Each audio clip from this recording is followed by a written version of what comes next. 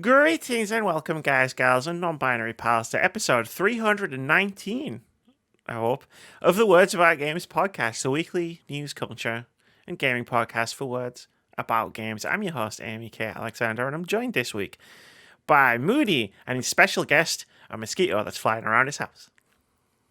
Well, comes to me live on the episode, I will squash the fuck out. If it starts bugging me, I'm literally going to see this come off, and all you're going to hear is a giant smack on something. and you'll be wondering, who won here? Find out next time. Am I doing the rest of this episode with Moody or with the mosquito? Well, find out on Monday, because you know what that means, ladies and gentlemen, and everyone else. It's Monday. We're back. Bada bing, bada boom. Bada bing, bada boom. It's Monday. We get to talk about video games. Yes, that's true. Because we never talk about video games ever, apart from for 2 hours on a Monday. Yeah, something like that. Yeah, something like that. There's no doubt about that. But what I think is going to be even more important to me is that I saw it in cinema. I saw The Wrath of Khan in cinema. It was glorious. Not salty. I'm very happy for you. Yep. I feel the happiness.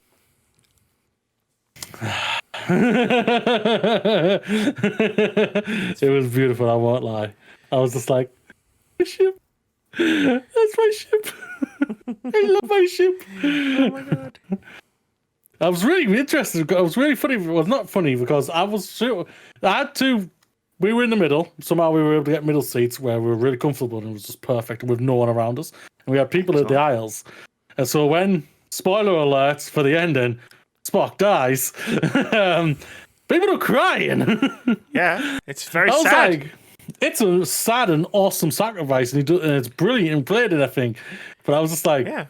It's a fantastic scene. Like, it's well acted, it's well written, it's well paced, and no doubt. If you're gonna try and recreate it in a future Star Trek movie, don't. Would be my recommendation, JJ. It's a very good movie, though. Well, he only knows how to do one good start, and then he fucks it up the rest of the way. That's just his entire film TV career in a nutshell. Star Trek. It's true, actually. Great film. It was a good film. I really enjoyed it. I thought it brought back Star Trek in a fun, unique way, and the crew was awesome. Star Wars. Yep. Lost. Fringe. Yep. Alias. Yep. He knows how to start them, but he doesn't know how to continue them or finish them. At least with Fringe, other people took over. Yeah. So it was good all the way through. And at least with the Star Trek films, at least we got Star Trek Beyond, which was an awesome film. Star Trek Beyond was the best of the three. Was my favorite of the three. I think there's an argument, there's no doubt about it. I think everyone probably would still go to the first one still, because it brought Star Trek back. It just didn't bring it back enough for Paramount to go, we can throw $200 million into this continuously, maybe even $3, and we'll guarantee to break even all the time. No, that's fine. Not how the Force works. That's fine, because I feel like that's what opened the door for it coming back on TV. Potentially, and it was a rocky start. Yeah. But now we have Lower Decks and Strange New Worlds, so... Yeah, no doubt about it. Like, this is the thing I think Paramount keep forgetting. It's like, Star Trek started on the small screen, not the big screen. It had success in the big screen, no doubt about it, but those were modest budgets compared to what you thought you could throw at them with the JJ franchise. But yeah. Yeah. Up and down. Inner Darkness wasn't a bad film. It was a very good film and then the twist happens, which everybody saw coming. And then it's not, and then from then on, it's like it's like the quality is just plummeting the further in you're getting. Yeah, the thing is though about it, Benedict Cumberbatch, I thought it was amazing. He was He fantastic. was amazing. That scene on the bridge where he's negotiating with Spock is fucking awesome. Well, negotiating, yeah.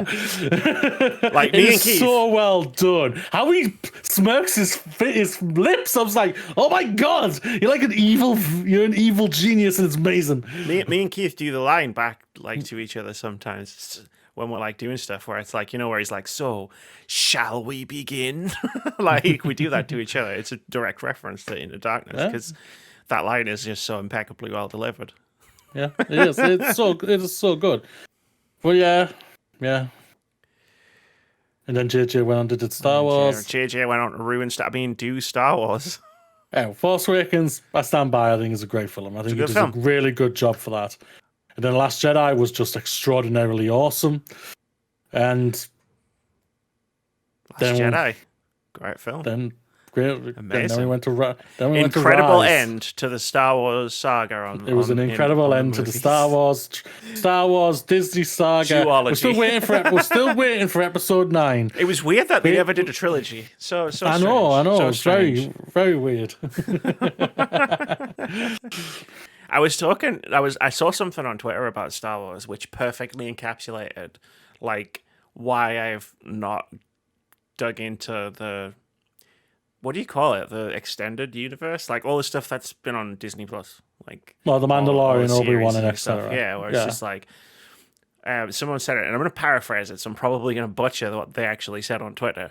Or it's just like they were talking about how like everything that's followed on from the original trilogy is just basically like only what, like apart from like Knights of the Old Republic, for example, but like most things that have followed on on TV and in film, it's like, so only one thing ever happened in this universe, and literally everything that they make is like just an offshoot of that. Like, you know what I mean? Like, it's like the Book of Boba Fett. It's about that one guy from Empire Strikes Back and Return of the Jedi, and it's like Obi-Wan. It's like, well, what happened to Obi-Wan in between the two films? And it's just like, can we move this forward? Like, can we do something new? Like, even when it nearly happened, when Rian Johnson made The Last Jedi, and it was like, it nearly happened. They nearly did something new. And then J.J. Abrams came back and was like, Palpatine lives! It was like, no! You dumbass. Set out a podcast in Fortnite, and now everybody's like, oh shit, he's still alive. It is a complicated thing. Star Wars in general is just a complicated thing because I think for some reason, like, people are thinking Star Wars is like the most beloved thing in the world. It really isn't. It's one of the biggest franchises in the world. There's no doubt about that. But everybody loves for the most part, everyone loves the original trilogy. I think the New Hope, Empire, and Return of the Jedi, three great films in their own right. Then the prequels happened, and I grew up with the prequels, so I overall enjoyed them. But third one's amazing. I think Return of the Jedi is really a solid film. Solid film, like but the lava fight, excellent. Loved it.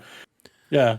But I also I know and I see there's some garbage in those three films and everything, and there's and it's just one of those things that happened at the end of the day. And then the new trilogy came out, and it's like a whole giant backlash on that one as well. So it's like people just keep forgetting. Star Wars fans are arguably the most toxic bastards on this planet, apart from freaking gamers and everything. And it's insane that people I don't think they really truly realize this. And I'm just like, so right now, so to answer your question, when you're saying they aren't really branching out, it's because for the majority, people don't want it. Which is fine. Like, if that's your strategy and that's how you want to proceed forward through the Star Wars universe, that's cool. But like, I think I've seen everything I need to see, like, from that like branch of the Star Wars like story, right? Like, this is why I watch every Star Trek series that comes out. Like, because I've been thinking about this all week. Like after I read it. Like, because like all the Star Treks are like They're not like, imagine if like the Borg invaded Wolf 359 and then everything that happens in Star Trek after that is somehow connected to that one thing, right? It's just like, that's why I could just like devour like all of the Star Trek shows, because like they're not all tied to the Death Star and Anakin Skywalker and just the Skywalker family. just the Skywalkers. Like, leave the Skywalkers alone, okay? Can we be done with the Skywalkers now? Yeah. No doubt about it. Like to be fair, like for myself, I've loved Mandalorian. I'm sure they're good. I'm sure they're good. Yeah. No, I know. Like, you objectively or subjectively and objectively, you can't really comment on them because you haven't seen them. Mm-hmm. But for myself, Mandalorian season 1 and 2, I think has been some incredible Star Wars. I think it's been really well done, and I think that's been one of the best things that kind of has branched out. But it also kind of came back to that a little bit because, like, there is a Skywalker Luke Skywalker is in the show. And it's epic when he turns up. It is epic, no doubt about it. It is absolutely badass. I enjoyed Boba Fett. I do see the criticism with Boba Fett. Like, there's 2 episodes, the fucker isn't in them at all. The main character, the titled character, isn't in the 2 episodes whatsoever. And they're, funny enough, they're best also ones. arguably the best episodes as well. I knew you were going to say that. Yeah. Which is a goddamn shame, because I really liked the episodes from the beginning. Like, because people think Boba Fett, he's like this. He's this character with so much backstory, so much of this and everything like that. He had 3 lines from Empire Strikes Back, and when you saw him again, he got hit into a Sarlacc pit. That's By a man who couldn't see him. by accident. Yes. So this is a character who has 0 really character development, and I know people are going to say, well, it's the Clone Wars and everything like that. The Clone Wars fucking show, even much as I love it, and it did a lot of great for the prequel separation, the tying in episodes 2 and 3 together in an amazing way. Boba Fett is not Boba Fett in that show at all. He's a whiny little bitch, and that's not what you want. So when you finally see him getting out of that Sarlacc pit, spoilers, of course, he's going to get out the fucking Sarlacc pit. It's a story of him finding a family. And I think that's really well done. I think it does a really good job on that from the first 2 episodes, but then they kind of do other things, which is kind of disrupts it, and it's just like, oh.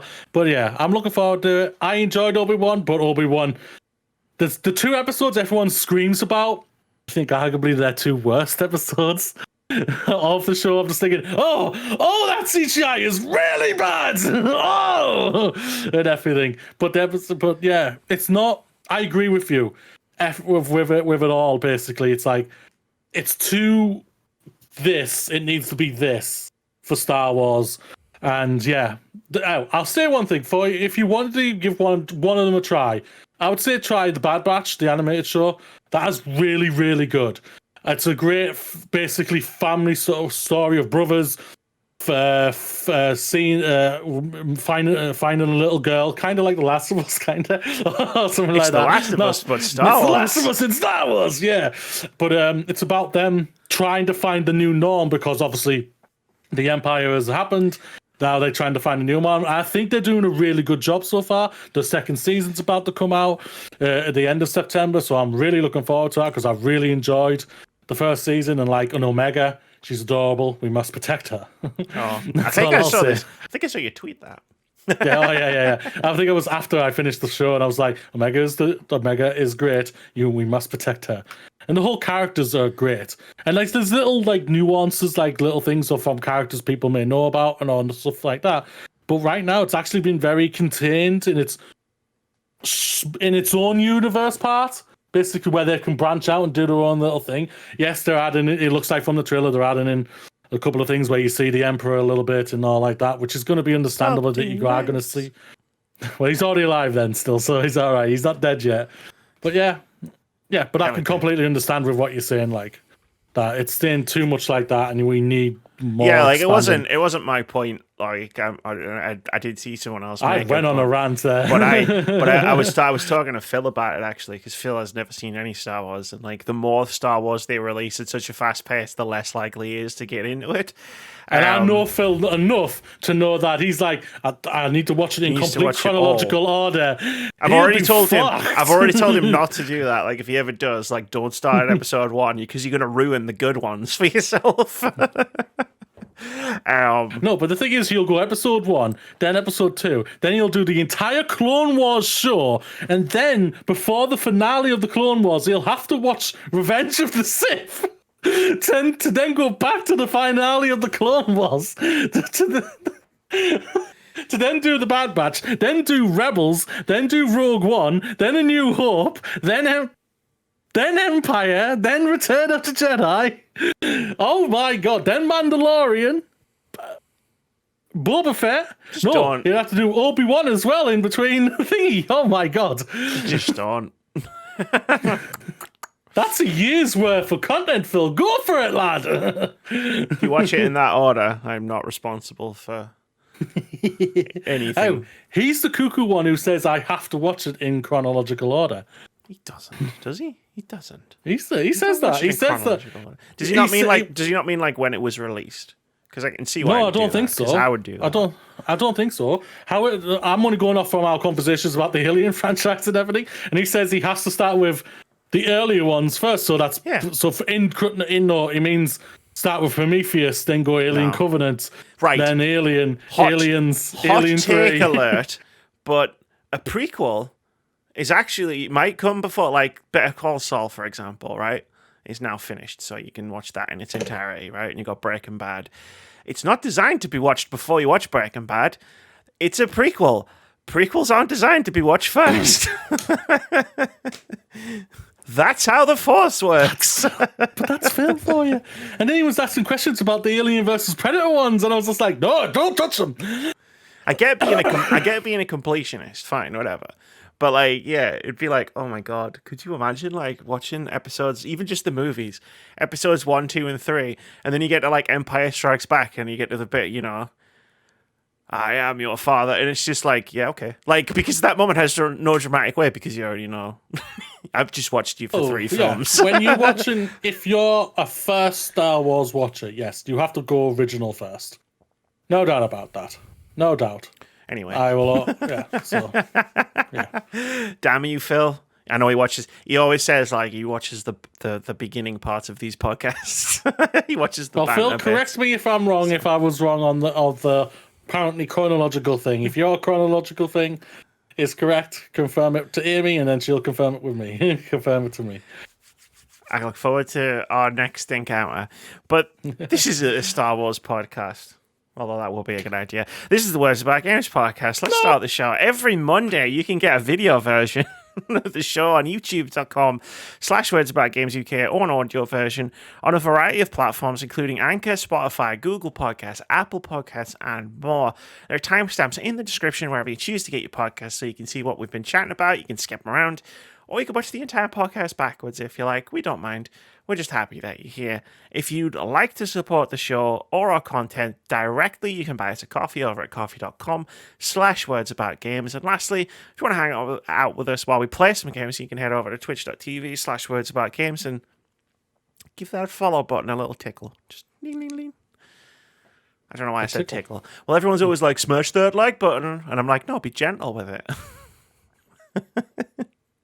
Be gentle. Be nice to it. That's fair. Yeah, I thought so. Should we talk about some video games? Well, we've just talked about Star Wars for like 20 minutes, so let's get into the video games. Remember, I was like, let's do a thing about what we've been playing, and when we talked about it the first time, we're like, sometimes it could be really, really short. Not this week, fucker, because I played shitloads of games, and so did you.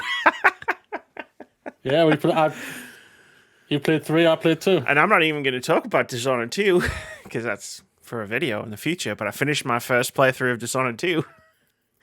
And then I took a break, no one cares about that. I played more games than fuck you. I was wondering if you're going to react to that there. It's a good job I'm not going to take that seriously, because you basically just said, oh, you know that thing you're putting lots of work and time into? Yeah, no one cares. No. I'm taking it. Not that.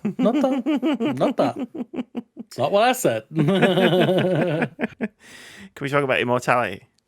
Which is going to be like the title of this podcast. It's a very good game. We're done. We can go now. Okay, Escape Academy. Now time for Escape Academy. Okay, what do we think of Escape Academy? Yeah, it's all right. Immortality, though, right? Like, I've been hyped for this game for what, a year? Whenever they revealed it, E3, I think, 2021. No idea. I'm not gonna lie. I don't know.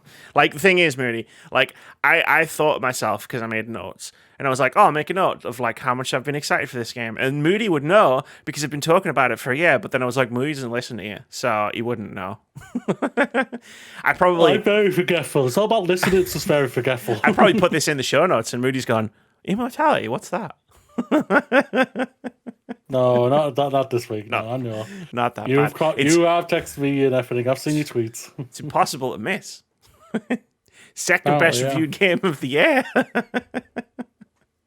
Didn't see that coming. Is it? Uh-huh. Yeah, it's beaten out Freshly Frosted for the coveted number 2 position on OpenCritic. Or it had the last time I was on. It's joint number 2. That's gone down then.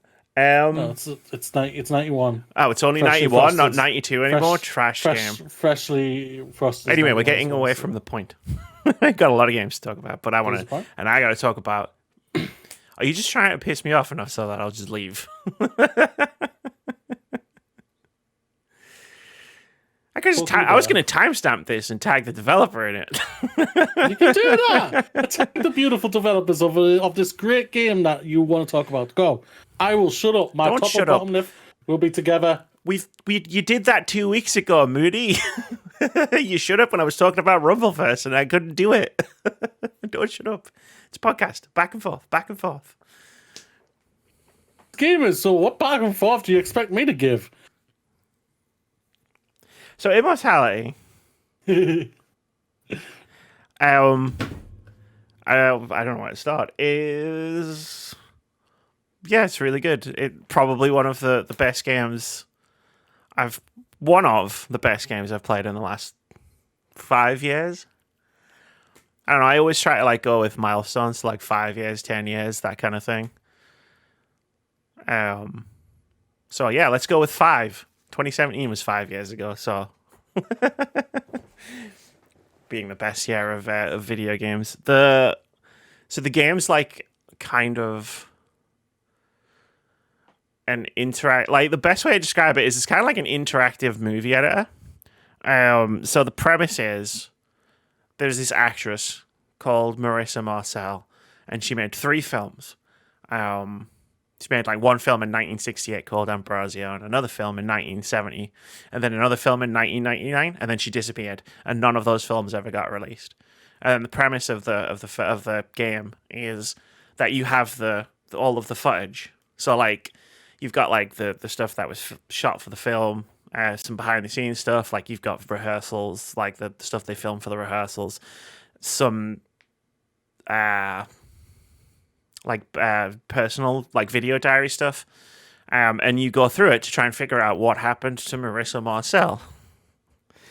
And the way you do that is, so you start with a single clip, which is an interview she did on a talk show in the 60s, like about the first film, because like everybody was like, she's gonna be a star, and then it didn't happen. But you do it by what's called match cutting. So you watch a clip, and then you can pause it at any moment, and then like click on certain things in the scene, and then what it does is it matches it to something in another scene from like the vast library of like different scenes that you have. So you could click on like, say, Marissa Marcel, like you could click on a face, right, and it would match cut her face to another scene, and then it would take you to that scene, and you could watch that scene, and then that's how you sort of navigate through all of these files, because you don't have access to everything all at once. Like you unlock them by finding them by doing this match cut. And then once you've unlocked it, you can go back. You can you can watch the whole thing and you can go back to it later on if you want to go back to it, which becomes kind of important later on in the game. And that's the game. that's how it works. Like, I will say, like, right from the jump, you really have no idea what you're doing. Like, and like you sort of like everyone's experience is going to be very different from everyone else's, because like from the very start, all we have, like, if you played this game really, like all we have is at the beginning we have the same interview clip, but if we click on two different things from the very beginning, then our like experiences and what we unlock and the order we unlock them in will just branch.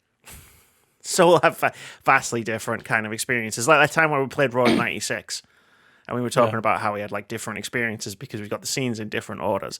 It would be kind of a similar thing here.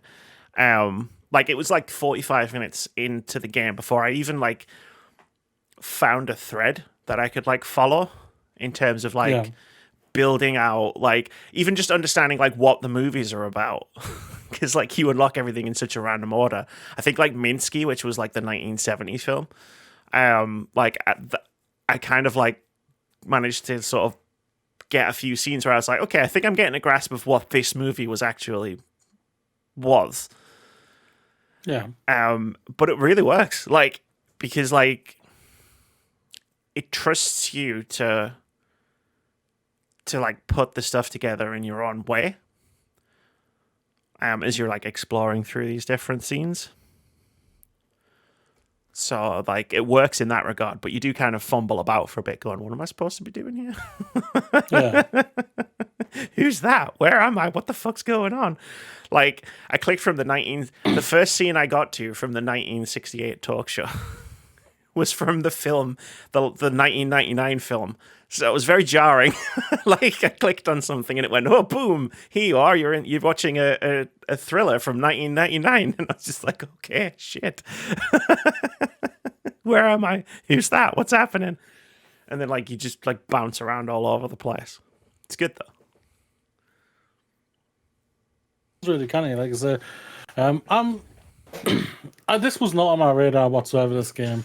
But I do try and like try things out, so I am in the process of downloading it and everything. Sure. I've had to pause it for the podcast because I need the internet. Bandwidth, right? Yeah, something like that.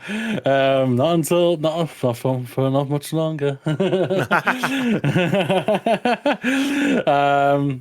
So yeah, when you see a game get universal love and everything, your eyebrows always go, you have to pay attention. You have to have a look at it and let's see what's about and everything. See, why is everybody talking about this? Yeah. Basically, that's basically what it is. And like, and even though this is a game probably not going to be fully for me, I'll always champion something different out there, and like to see that's different. When you hear all the crap, freaking the baby ass gamers out there, sorry to the developers who hopefully will be watching this. I'm going to go on a tangent here. Who always complain about the most maniacal things of there's not enough games or anything like that. Oh, why is there not enough first-person shooter games out there for me to go pew pew pew pew?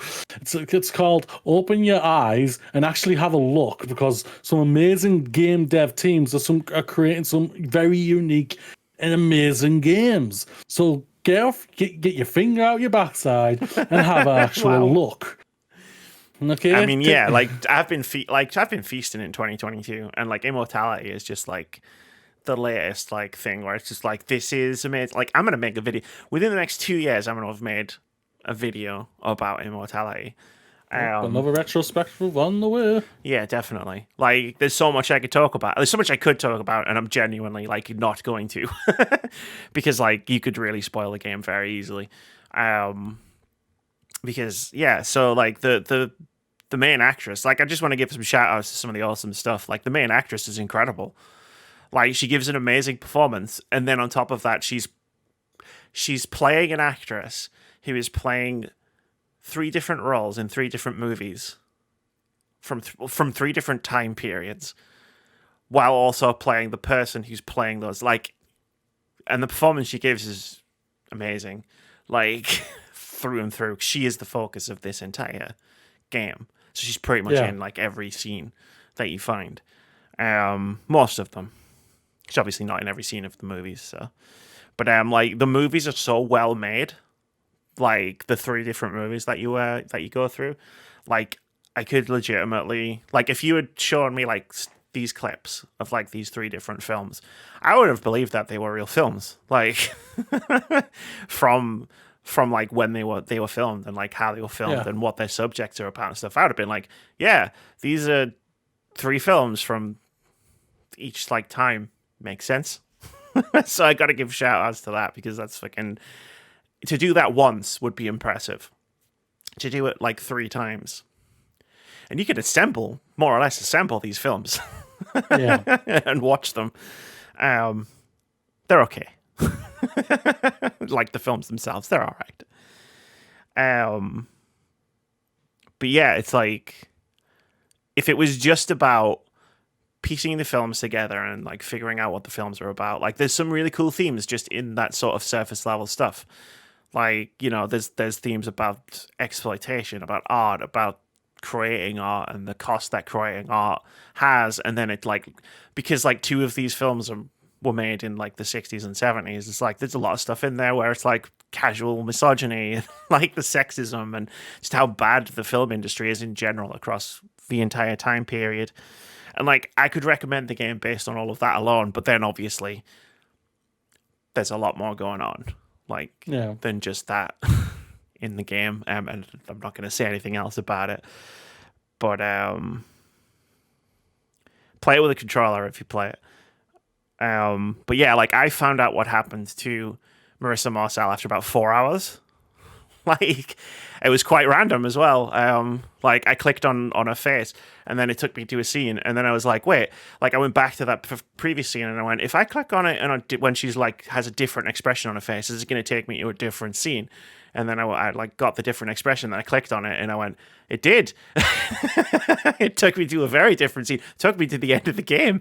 But then like I think I went back and I played it. I looked at my Xbox like time stat thing, and I had played it for another 7.5 hours after that, because like you can get to the end credits and find out what happened, but then it's like, yeah, there's a lot more to figure out though, because it's like, well, why did this happen? What the fuck's going on? Like, there'll be a moment everyone has with this game where there's a certain like thing that will happen, and it just blows my mind. It blew my mind. And it was just such an awesome moment. But I don't want to spoil anything, so I will say that match cutting, because obviously like Sam Barlow made her story and Telling Lies, and they both relied on like keyword searches. Like you watched a clip and maybe the character talked about something, and then you type that into the thing, and then it gives you like some clips, and then you watch those, try and find more clues. Match cutting feels like way more like the game flows a lot better. Because you're just like, oh, I'm gonna click on this light, and it'll be like click, and then boom, and it takes you to another thing. I'm gonna click on these tits. It's funny. Oh wait, it actually took me somewhere. Yep. That's interesting. Oh yeah. Like it's not like you can just click on anything. Like whenever you pause, like there'll be certain like elements of the scene that you can click on, like the ones that are actually matched to another scene. But yeah, you can get some interesting places by clicking on some things you wouldn't have otherwise thought of. Immortality. I'm sure we'll talk more about it in January. Double thumbs up. Double thumbs up. That's as close as we get at review scores, yeah. So double thumbs up, 1 thumb up, one of them. 1 thumbs down, 2 thumbs down. Basically just created a rating system there. And then me wanting to be nice, but also being like... So, Saints Row last week then?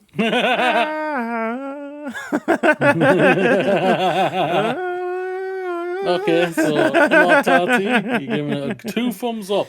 So how about Escape Academy? This is something both you and me played. I think we both had a great time. It was a lot of fun playing it. Yeah, I had fun. Yeah, like the escape room puzzles were really good.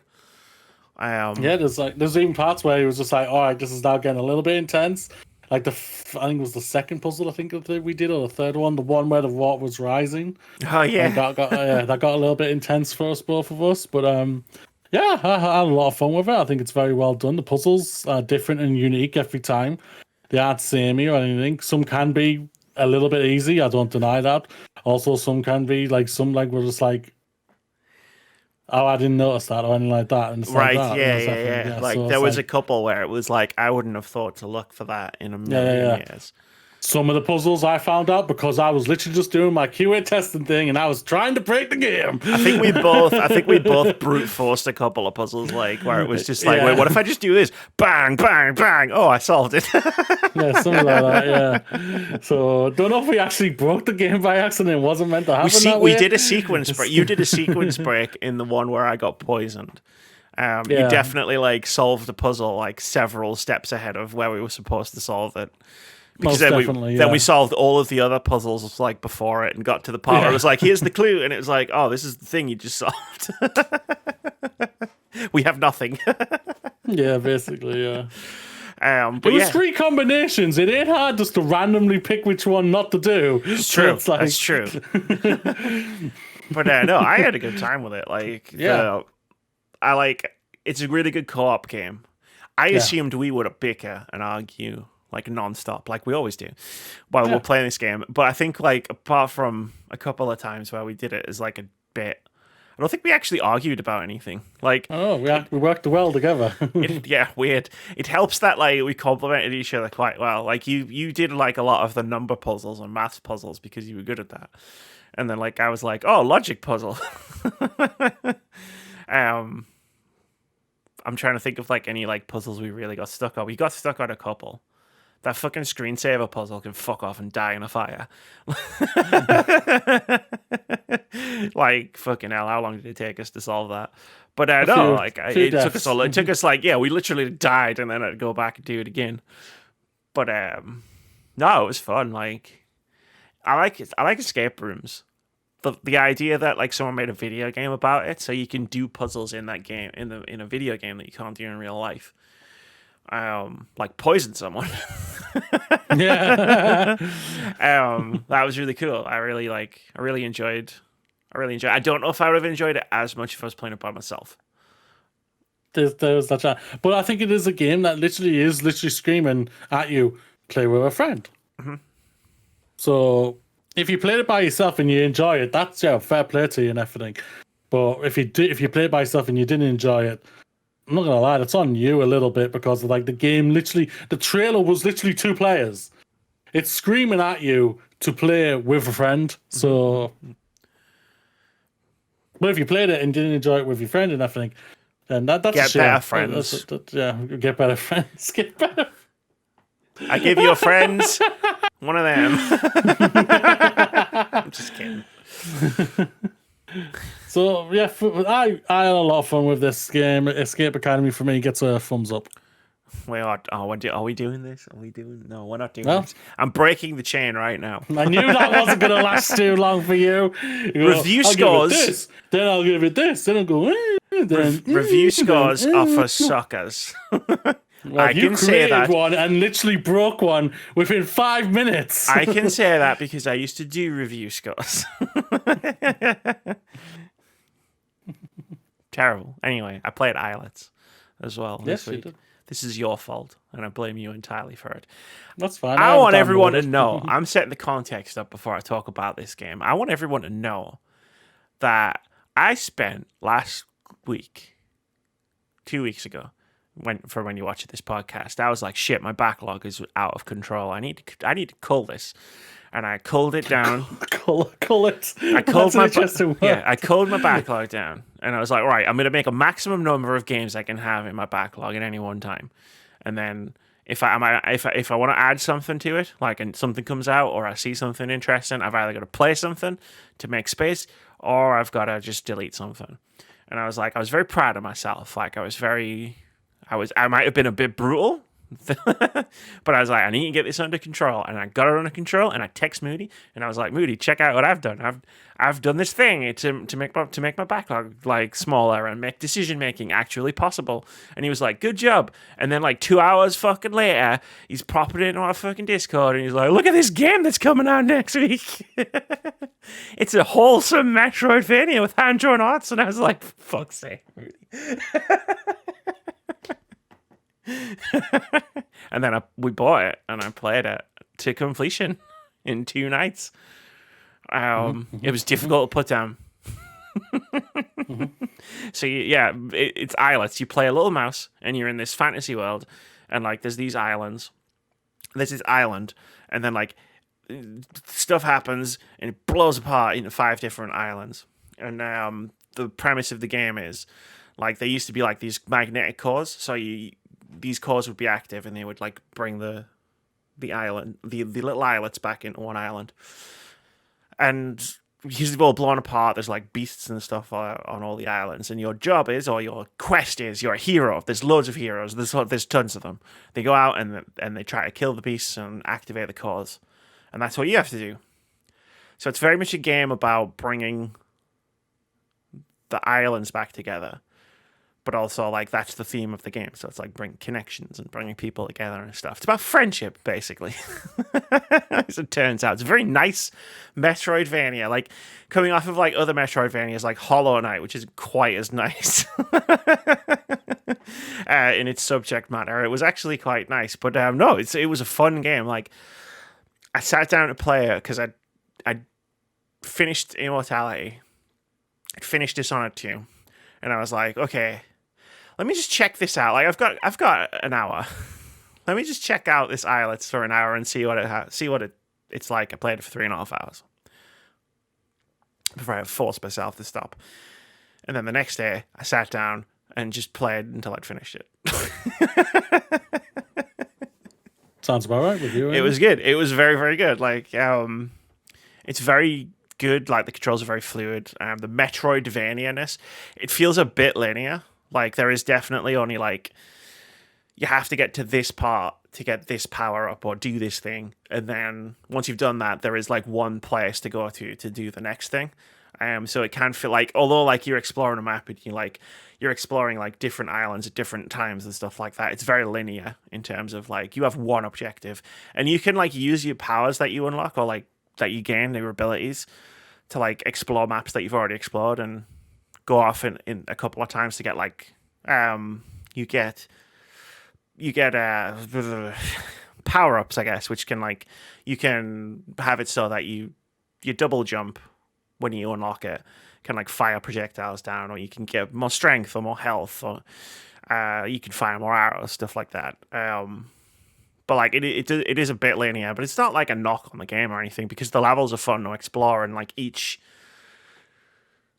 sort of area to explore has its own gimmick, or its own like sort of like thing to like that makes it unique. Like there's an entire level based around sort of plants, which is nice. But it's good. It's good. I got stuck on one part. Because this is not an easy game. Like, it's not like one of the toughest games I've ever played, but it's not designed to be like a cakewalk. And I got stuck on one part, not because of the challenge that the game was presenting, but just because, like, there's a boss fight that uses a mechanic that you've been using throughout the level leading up to it, which is, like, you're bouncing on clouds. And you have to, like, one part of the fight, like, spikes appear on the floor, and you've got to bounce between the two clouds while attacking the boss while it's dropping things, so you've got to like dodge those, and like that was too much for my brain to do while also aiming for these like really small clouds. But then I went into the menu because I was like, shit, am I gonna have to drop the difficulty on this just to get through this boss fight? And there's assists. So I was like, oh, nice. if I just turn this assist on for this one boss fight, I can get through it. And then I did, and then I turned it off, and then I continued on my way, and I was like, cool, like that helped me get through the game. Like just being able to do it in that one moment, like it's very like approachable in terms of it's meant to be challenging, and even when you turn the assists on, the game does say like this is meant to be challenging, but these assists are here if you do need to use them. And like it's nice that you can just turn them on and off at will. You can turn your attack power up and down at will. Yeah. Or you can just go full on, turn invincibility on, and just match the game. Wow, imagine that accessibility giving you an option to turn something on or off. Wow. Exactly. And it's not like I'm not sitting Wow. here going, I need accessibility options or assist options to play video games, because I'm very fortunate and privileged enough that I don't.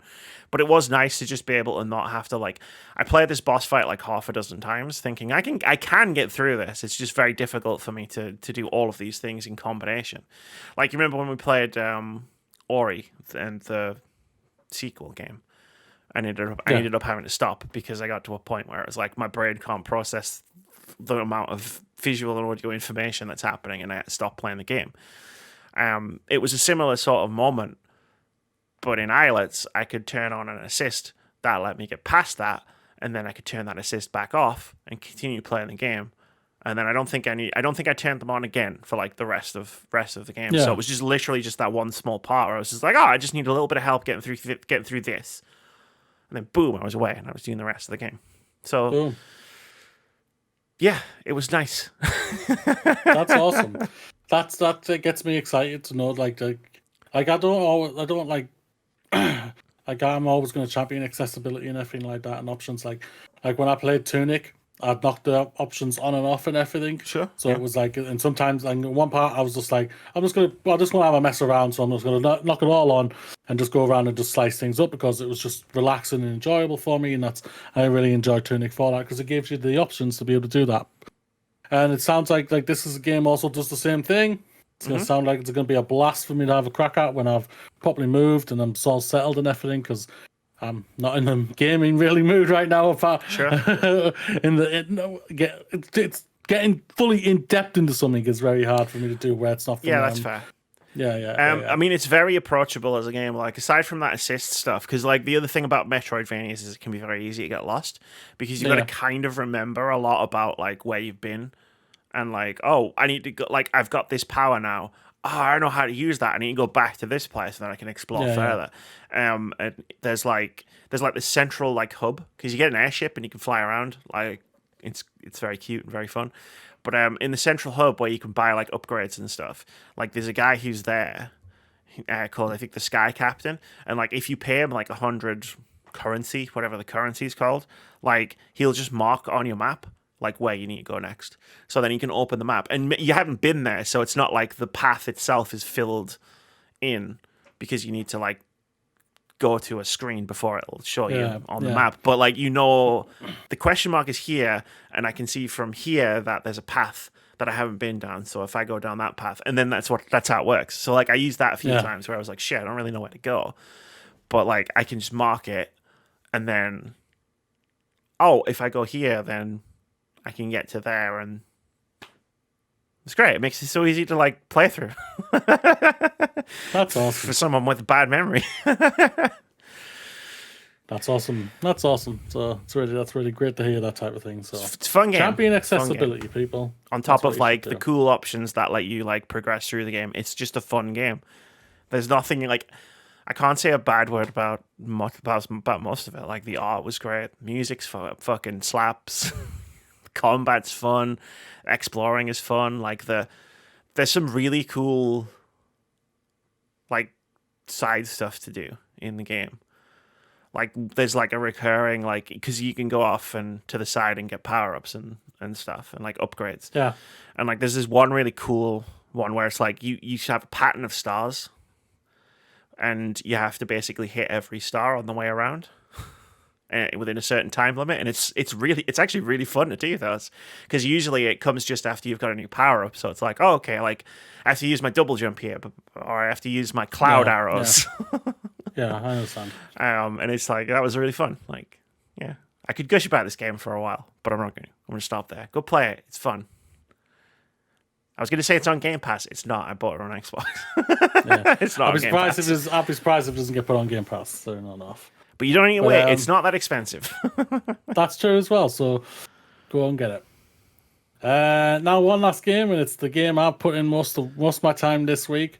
Like I say, I can't put multiple games times in, but one game I can get into, And that was my first F1 game this year, Amy. Oh my god. Yeah, no, you didn't play the new F1 game. I know I didn't. And that's really weird. I just haven't had the interest of doing it. But I thought so. But the new one came out, and it's called F1 Manager 2022. And Amy, this game flipping slaps in an awesome way. I absolutely am addicted to this game when I have a chance to play it. That's awesome. And everything. It is so detailed, so interactive for you when it comes to like being the manager, the owner, being the manager of a team, of an F1 team, and trying to get the best out of them and everything. And it's so well done. You can fire and hire people. You can fire and hire your drivers. You can fire and hire your main staff on the team and everything. And it's like really, really well done. And I'm really. Does that mean it? So can I take over at Red Bull, fire Max Verstappen, leave Red Bull, and then go and manage the team I actually want to manage? No. No, that sucks. No, you would not be able to do that. Fuck you, Max! You can go on and probably fire Max Verstappen. Probably, yes. But you would have to... You wouldn't be able to leave. You would have to basically to go to another team. You'd have to start a new game. What if I signed him and then fired him? I'm kidding. Please continue. That's a waste of a lot of money. I'm not going to lie for you. Worth it. But no, yeah. It's visually very well done. It's the facial feature for the characters, the facial models are a lot better than the F1 the Codemasters game because they're nothing but recycled at this moment in time. You can basically just tell they're the same thing for the last 5 years now when it comes to their character models for the people. This one is like very well done, I think. I think I won't lie, it probably look more visually better on a PC than they do a console, because the console, I'm not gonna lie, even though I'm loving this game, it is buggy as hell. Oh my god, there's some bugs that I've laughed so hard at. Like one time, there's times where I'm literally looking at something like box, get into the get in. He's driven up into the pit lane. He has no tires on. The pit crew are positioning tires, what they aren't holding. They drop his car, he drives off, the tires suddenly appear on the car. It's really it's like a minimum price threshold where it's like if your game costs more than X amount of money, like it has more, but like bugs become an exponential issue. I don't know. This game was 40 quid. Yeah, because like Saints Row, like, and again, I said last week, but like Saints Row is supposed to be like really buggy. Yeah. And then like I'm playing Islets and it's like I didn't have a single issue playing that game. Yeah. This game probably, there's no doubt about it, as much as I'm loving it, this game probably did need maybe another couple of months. But I can also understand they want to get it out before the big hardcore season's coming up and everything. So, but game works. I've had no game breaking crashes or anything like that. The game is working absolutely fine. There is some bugs in it, which it just makes me laugh when I see them. It sounds like you're in entertaining bug territory as opposed to necessarily annoying bug territory. Yeah. I'm not getting any annoying bugs or anything like that. It's really, really canny. I've had some sweaty races, Amy. Some sweaty races. So I'm Alpine. I'm controlling Alpine. So I'm the boss of Ocon and Alonso. So I've won 2 races as Alpine. I've won Spain with Alonso. He won his home Grand Prix, and that was the sweatiest thing ever. I had 20 laps to go. I'm leading this race. Leclerc, he's fucking charging like hell. He's just boxed for softs, and he's charging. I'm going one stop. I'm saying, you're going, mate. You're going hard all the way. Stay ahead of him, and eventually he catches up. So I'm just like, okay, I'm going to have to basically... So you can't control them, but you can give them orders. So basically like that. So I'm like, okay, push and hardcore on all of it. So, but I'm controlling his power supply. So how much you can push into the car. So I'm basically going on the long straight. I'm going full deploy, maximum deploy, then get to the corner, Back to recharge all the way to the next long straight, full deploy. And I'm just like that for the last 10 laps. I'm just like, please, Leclerc, don't dive bomb me here. Because if you do, I think you're going to take us out. And it didn't work, and it was awesome. And then I've won in Singapore, which I tweeted that message to you about. I got a 1-2 in Singapore. And that was basically the same thing. Leclerc charging at us. He got past Ocon. I was thinking, Ocon, I give you one order. I literally even said to him, hold him up. 10 seconds later, Leclerc, and I'm just like, Ocon, we will hold the line. Yes, hold the fucking line. So I'm literally like, oh, Ocon, man. Okay, full deploy, Ocon. Get past him, charge.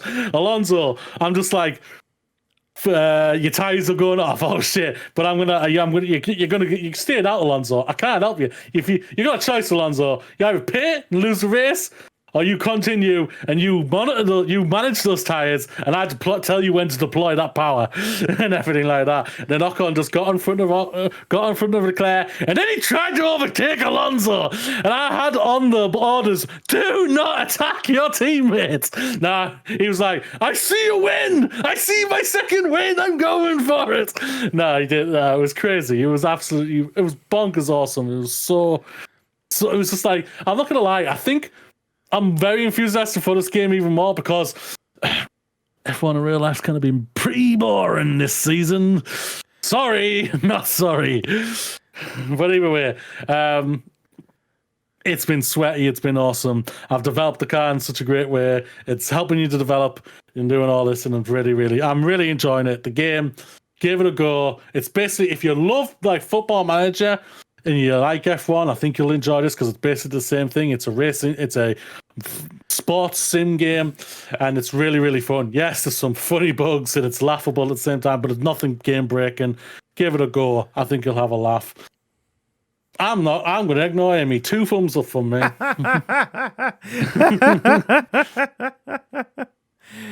Fair enough. It's one of my favorite games of the year. I'm absolutely loving it. That's awesome. I love that we've both played like in the same week and get to talk about at the same time, like games that we can say like, this is amazing. Yeah. That's cool. Anyway, should we just it's halftime, right? It's halftime. I was wondering. It's a halftime show. Yeah, I was wondering whether that was actually gonna run all the way to halftime or not, because I'd seen the list in the doc and I was like, it's a lot of games, and I know I'm going to talk a lot about one. And then I was wondering how long you're going to go here. and then when I saw F1 Manager pop on the doc, I was like, I think Moody's going to talk for a while about this. Because that's what happens. Passion, really. We have passion for video games here. Hell yeah. But it's time for halftime. It's time for Indie Game of the Week. This is the thing we do every week where we talk about a cool indie game that's upcoming that we've seen and we like the look of, and we want to help spread the word and maybe try and get a few people wishlist a few games. And this week's Indie Game of the Week is called Vikings on Trampolines. And I mean, do I need to tell you anymore? I don't need to tell Moody anymore. He doesn't have his headphones on. Vikings on trampolines. This is Vikings in the air, and they're all about trampolines. Stay on the trampolines and push your opponents off to claim victory. Brawl against your friends or work together to save the kingdom. In adventure mode, you'll meet big bosses, big minigames, and evil balloons.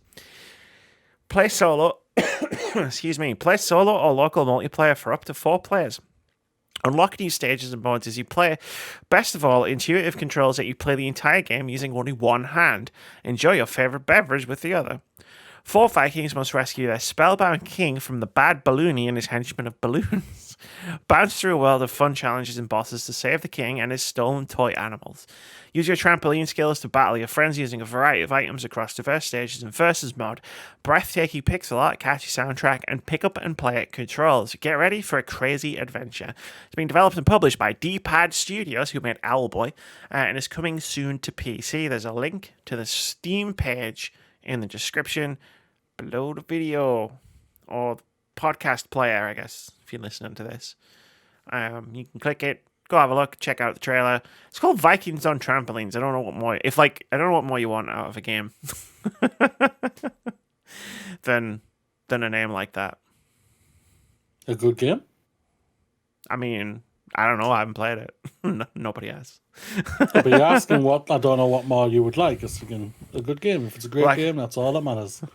I can't help you there, Mooney. I can't help you there, Mooney. That's not what this part of the podcast is about. I don't know if the game's good. I did an indie game of the week a few years ago, and that video was quite well received when I made it. And then the game came out, and lots of people didn't like it. And then the video was less well received because a bunch of people found it. I'm like, I'm good. I can't believe you made a video. Look, right. I hadn't played the game. I'd seen the trailer. I'd read the store description. I thought, this sounds pretty cool. You have to, like, it's like people say, don't judge a book by its cover, right? And I'm like, fuck that. Judge a book by its cover. Someone put a lot of time into that cover, right? An artist put a lot of work into that cover. And if you like the look of that cover, fucking buy the book. Judge it by that cover. Judge the cover. I'm going to judge this game by its name. Vikings on Trampoline. It's a fucking awesome name. Here we go. 2 thumbs up. That's right, I brought it back. But here's something that I'm going to give 2 thumbs down on a fart noise.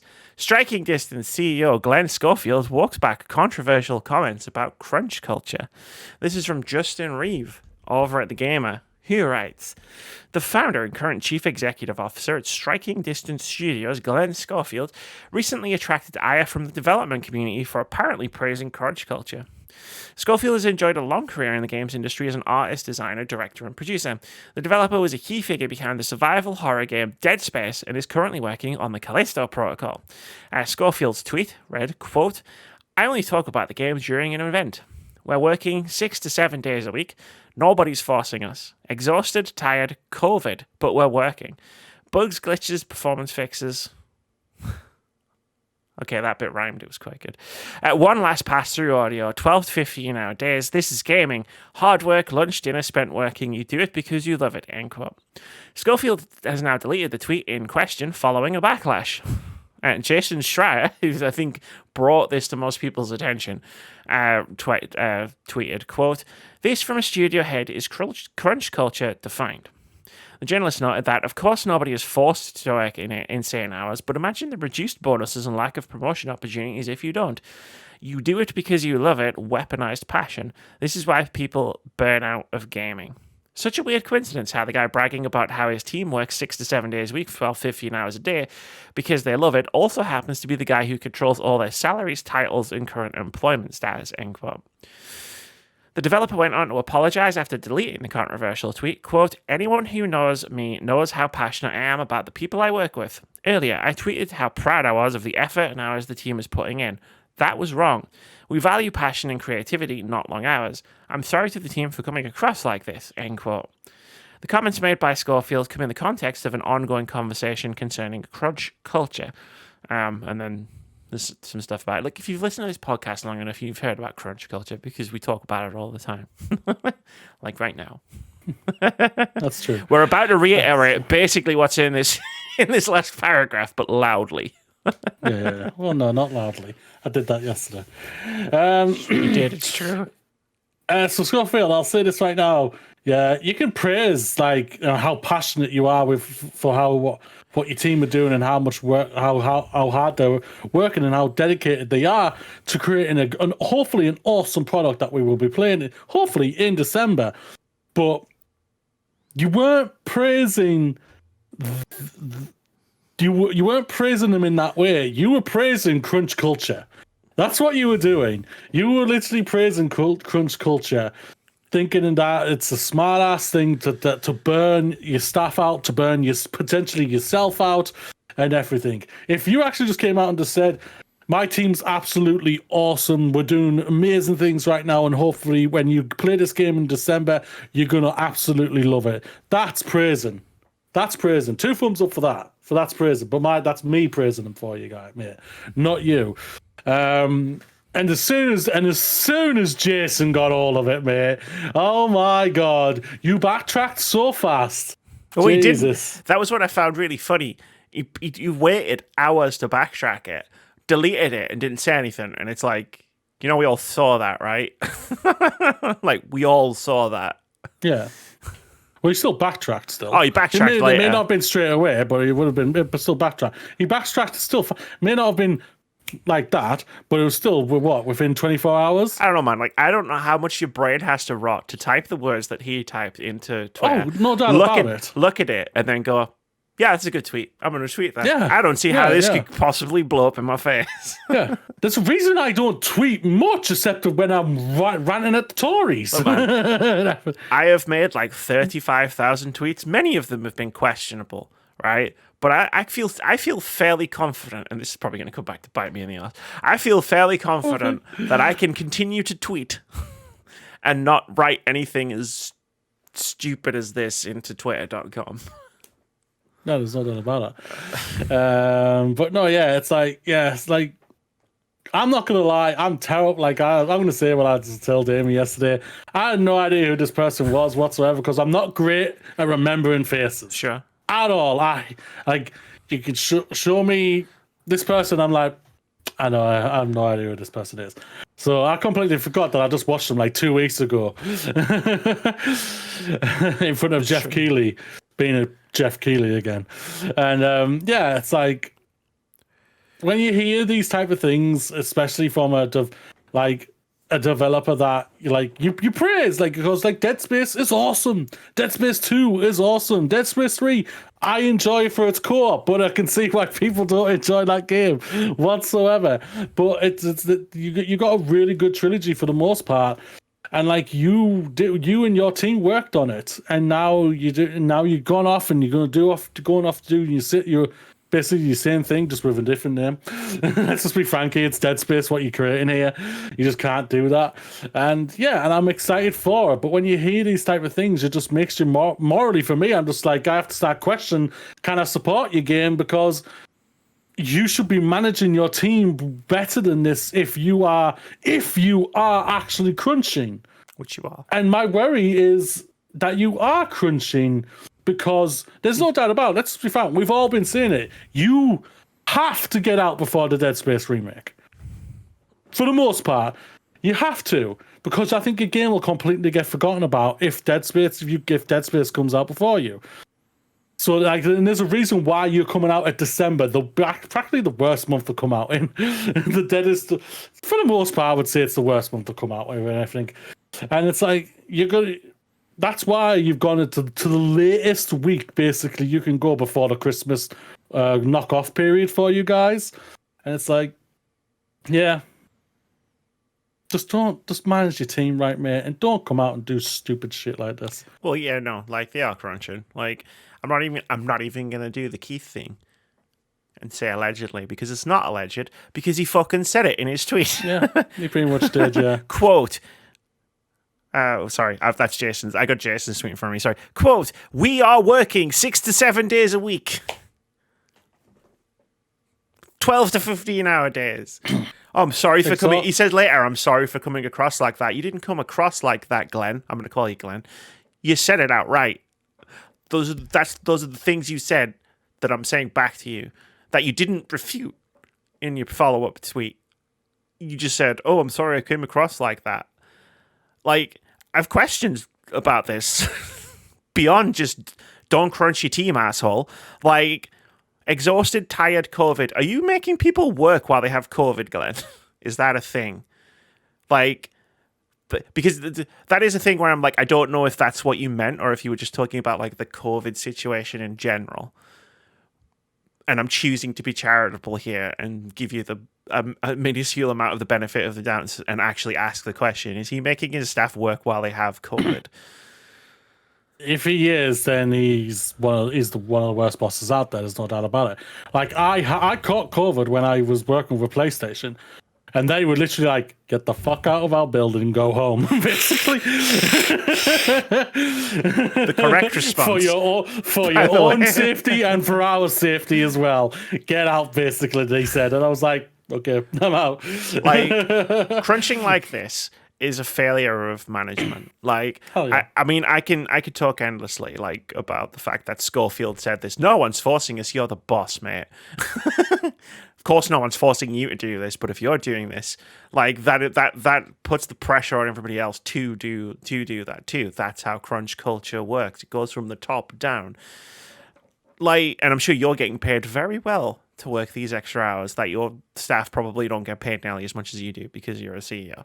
And then I think a director. We'll go with director. I don't know if he's the CEO. Yeah, he is. I just scrolled up the news story and I was like, there it is, CEO. But like, just don't crunch your team, dickhead. Just stop it. It's a failure of management. If you're having to crunch to hit a release date, we've seen massive games that objectively had more hype behind them than the Callisto Protocol, like Cyberpunk 2077, that got crunched on so that they could hit a release date, and then the game came out and it wasn't worth it. Like, you would have been better off delaying that game another year, and then it probably wouldn't have been as busted up as it was. And like, so my thought is, like, my initial thought is, I feel really bad for everybody who currently works for Glen Schofield, and I'm very much looking forward to, well, not looking forward to, I'm very much in anticipation of the imminent article from the people who are going to talk to Jason about this. And we'll talk about that on a future podcast. But, like, this game is going to be buggy. Like, it's any game that comes out in a working state, like, that works and it's good, is a miracle. But like, there's like several extra steps up to that being like, it's going to be a fucking even bigger miracle if this game comes out and it works, because at a certain point, a person's productivity becomes zero. So like, you can work them for as many hours as you want in a day or a week, but at a certain point, you just hit a wall, and that the productivity, it becomes zero or negative. Like, we've talked about this before, because unfortunately we keep talking about crunch. So, like, you're making a worse game by doing this. Like, am I wrong? Like, the Callisto Protocol is going to be a worse game if you crunch your staff versus if you just bring it out next year. There's no doubt about it. Yeah, there's no doubt about it. Like, I think I jumped the gun when I said you need to get out before Dead Space. No, you don't. Let's just rephrase that. I need to massively rephrase that. That's if fair. You're crunching to get out in front of Dead Space, you need to just ignore it and just go past Dead Space. Well, you just go. I think I jumped massively the gun when I say that. No, because if you're not protecting your team and you're crunching to try and get out before Dead Space, you're gonna hurt your team. And if that game comes out and that's buggy, you're gonna hurt your reputation, and that's going to hurt your team even more. Because they're going to have worked on this so hard for so long for it to come out and tank. Yeah. So if you need to delay this game as much as I would love it to come out for my fantasy critic, just in general, yeah, and that as well, delay it. Like, delay it. If you need to delay it for 6 months so your team is not crunching, delay it for 6 months. Yeah, no, I know what you. Sorry, yeah.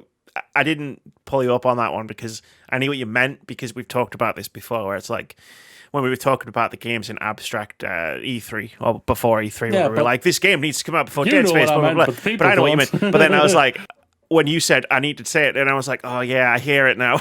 I was like, yeah. It's like, but yeah, I get what you mean. It's like they could just move it so far past Dead Space. Like, if it came out next October, say, so that Dead Space is a distant-ish memory. Like, let's just be frank here. We're worried about Dead Space as well, because it just does not seem possible. You haven't seen possible that they've got this game ready, and that makes us even more worried. But hell, if that game comes out in January and it's like, wow, it works and everything, that's fantastic. But yeah. The number one concern of anyone who is leading a team in anything, but again, video game podcast, is that your staff have to be safe and be healthy. And if that's not happening, which again, Glen Schofield specifically said it's not happening in the tweet. This is not me reading between the lines. This is me reading the lines. Like, then that's his failure, and he needs to fix that. not for next time. Not like, oh, we'll take the lessons on board and we'll work better on the next game, the Callisto Protocol 2. Like, no, you need to do it now. Yeah. Now. You still have a chance to do it now. Crunch is bad, actually. But one thing I do want to note is something Jason said on Twitter, which is like, it sucks that this is still happening, like tremendously sucks that this is still happening. But even just a few years ago, if a CEO had made a tweet like this, nobody would have said anything, like relatively, like very few people would have said anything. Whereas now, Glen Schofield tweets out like this in 2022, and it becomes a huge moment, and a lot of people push back on it, and that is progress. Yeah, no doubt. Yeah. So there is like a silver lining, but not for the people who work at Callisto Protocol HQ. Silver lining is them distance. Silver lining is emailing Jason. Silver lining would be if Glen would get his shit together and become a good manager. That's true. Oh, yeah, but yes, expect to hear about this again soon. Probably, yeah. Let's move on. Should we move on? Yes. No, I don't want to. And another thing, Glenn. Microsoft confirms new Xbox Game Pass Friends and Family plan and its pricing. This is from Tom Warren over at The Verge. He writes, after a leak revealed Xbox Game Pass Friends and Family branding, Microsoft has gone official with its new plan and revealed its pricing in Ireland and Colombia. The new subscription will allow Xbox Game Pass members to share with up to four other friends or family members at €21.99 per month in Ireland and 49,900 Colombian things. Sorry, it says COP. I don't know what that means. It says COP in capital letters. Microsoft isn't restricting this new Game Pass plan to just family members, and the only restriction is that people who are added to the Friends and Family plan need to be in the same country. Microsoft is currently testing this new Xbox Game Pass Friends and Family plan in Ireland and Colombia with the pricing I just mentioned. So it works out less than €5 per month per person to share all the usual Xbox Game Pass Ultimate benefits. In the FAQ, it says, quote, currently we are piloting this plan in Colombia and the Republic of Ireland. Future countries/regions might be added in the next months, end quote. Microsoft hasn't announced pricing for the rest of Europe, the UK, or the US yet, but it's likely to be around $25 per month for Xbox Game Pass Friends and Family in the US. Xbox Game Pass Friends and Family will include all the same Xbox Game Pass Ultimate benefits for 4 other friends or family members. That's 5 people in total, and it also includes access to cloud gaming, Xbox Live, and PC Game Pass. There was a way you could have written that story that would have condensed it, because there was a lot of repeating information in there. That's not bad. This is really not bad, because at the end of the day, like push comes to shove, we could all, like you, me, and like a couple of us could all come together to do this if we want. Oh, definitely. Like I worked it out for just 2 people, and it's not cost effective. But if we can get like 5 people together, like what I really like about this is that it's not restricted to family. You know, like they talk about like Steam Share is meant to be for like people in the same household, which is totally how everybody uses it. Yeah, you'll have room behind me. Yeah, I'm right behind you. Like if I knock on the wall right now. Yeah. After texting Sophia for an unrelated thing. But no, like the fact that they just sandwiches, we need our sandwiches. Sandwiches. But yeah, it's the fact that they've just written it in there. Like it's friends and family, right? Because they know that they're going to make this thing and everybody's going to share it with their friends. Like, who the fuck in my family am I going to share Game Pass with? Like, I don't even think anyone in my family plays Xbox. So who the fuck would I share this with? Whereas like I got Moody for stars. Like we're already game sharers. Like I've already got one on my head right now who I know he'll love to do this. So brilliant. Like we'll just get everybody together and pay less for Xbox Game Pass. It's such a good deal. Like we've talked a lot in the past few years about Microsoft trying to like bring down like to make gaming more accessible. And like this is just another way that they're doing that, right? It's like if you can get a few buddies together and get Game Pass, Microsoft is going to get the money and maybe even some extra subscribers that they're not going to see like the monetary value from, like, because those subscribers aren't going to be paying like full price each, but they wouldn't have gotten, but subscribers they might not have gotten anyway because they weren't going to pay £11 a month for Game Pass themselves, but they're in this. They'll pay like a $5 a month to get into this program. Yeah, it's cool. We like to see stuff like that. Yeah, they're making moves like to try and make it a lot more accessible, a lot more better for people to be able to play more and more games. And that's what they want to do. Like what was it? One of the things he said a couple of weeks ago, Phil. Like he wants just basically remove the shackles of exclusivity and everything. So it's just like less exclusives, not more, which would be nice, right? Like they're going with the slogan, "Gaming is for everyone." I don't know if that's the exact slogan they're going with, but that's the kind of vibe that they're trying to go with, right? Yeah, no doubt about it. Even though I think it's funny that the gamers all come out and saying, "Well, it's not happening straight away. You've got exclusives, Phil." It's thinking, well, yeah, I can't. They're always going to have exclusives. PlayStation is. It's like you can't do anything if PlayStation is saying no and Nintendo is saying no. Like, what do you expect them to do? They're always going to have exclusives. You said less exclusives, not no exclusives. Yeah, there's that as well. Yeah, but like we've seen it. Like I played Deathloop on PlayStation last year, and the first thing you see when you boot that game up is an Xbox Game Studios logo. Like MLB The Show has been in Xbox Game Pass. Like yeah, and it's a PlayStation Studios. Yeah. It's starting. It's very slow. It may never actually happen.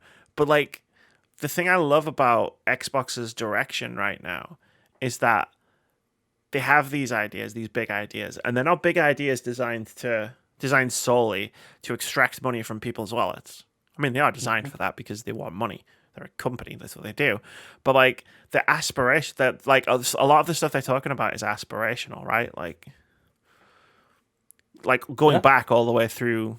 Like, yeah, sure. Like they've got the Xbox Series S, which is £200 cheaper than the Xbox Series X, and it's designed to allow people to get into the next generation who might not otherwise have been able to afford a £450 console. You know, we've got the Xbox Adaptive Controller to help people who need that help to get in to be able to play games, and I've used it, and it's a very cool device. It's bigger than I thought it was going to be. I don't know why I thought it was going to be small. It's huge. And I get why it's huge. The size of like the S itself? Yeah, it's pretty big. Yeah, and it's like it's modular as well, so like you can like move the stuff around.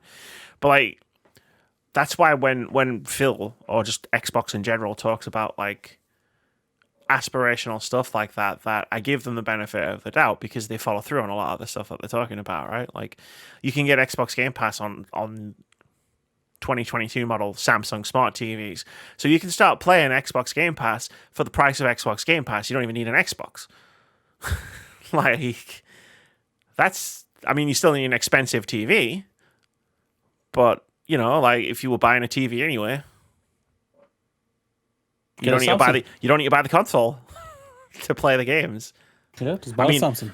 I don't know. Like, I am conscious of the fact that last week we talked about PlayStation, and I ended that segment by screaming, "Can everybody buy an Xbox?" I really sat with that for a bit after the podcast was over. Buy a TV. But no, like I just like the moves that Xbox are doing right now. And that's good. Making gaming accessible is good, actually. Imagine. So we keep talking about Xbox because there's more Xbox. Why not? It's not Xbox all the way down. I was about to say that, but it's not. Oh, I know. Xbox says Call of Duty will be on PlayStation after current deal expires. This is from Brendan Sinclair over at GamesIndustry.biz. He writes, Microsoft has reiterated its intention to keep Call of Duty available on PlayStation should its acquisition of Activision Blizzard go through. The Verge reported today that Xbox head Phil Spencer made a commitment to his PlayStation counterpart Jim Ryan in a letter earlier this year, and a comment from Microsoft confirmed the report. Quote, in January, we provided a signed agreement to Sony to guarantee Call of Duty on PlayStation with feature and content parity for at least several more years beyond the current Sony contract an offer that goes well beyond typical gaming industry agreements, end quote. The question of Call of Duty exclusivity has loomed over the possible acquisition as it makes its way through various countries' regulatory approval processes. Microsoft has addressed the issue a number of times, telling Brazilian regulators that an exclusive Call of Duty, quote, would simply not be profitable, end quote. Spencer also publicly stated in January that Xbox intended to honor all of Activision Blizzard's existing agreements and confirmed, quote, our desire to keep Call of Duty on PlayStation, end quote. The specific commitment for multiple years to PlayStation support is notable, as when Xbox acquired Bethesda in 2020, Spencer was quick to reassure people that the move wasn't done to make games exclusive. So this is coming up again because the UK regulatory whatever is taking a closer look at the deal. Apparently, what was it they said? It was like, oh yeah, as a market leader, we need to make sure that they're not going to use that power to create a monopoly. And as I put it on Discord, when you shared that article in our Discord, as I said, yes, they're in 3rd out of 3. I can see why the people in power in the UK would consider that a leading position. It was a funny joke, and I wanted to say it on the podcast. That's fair. I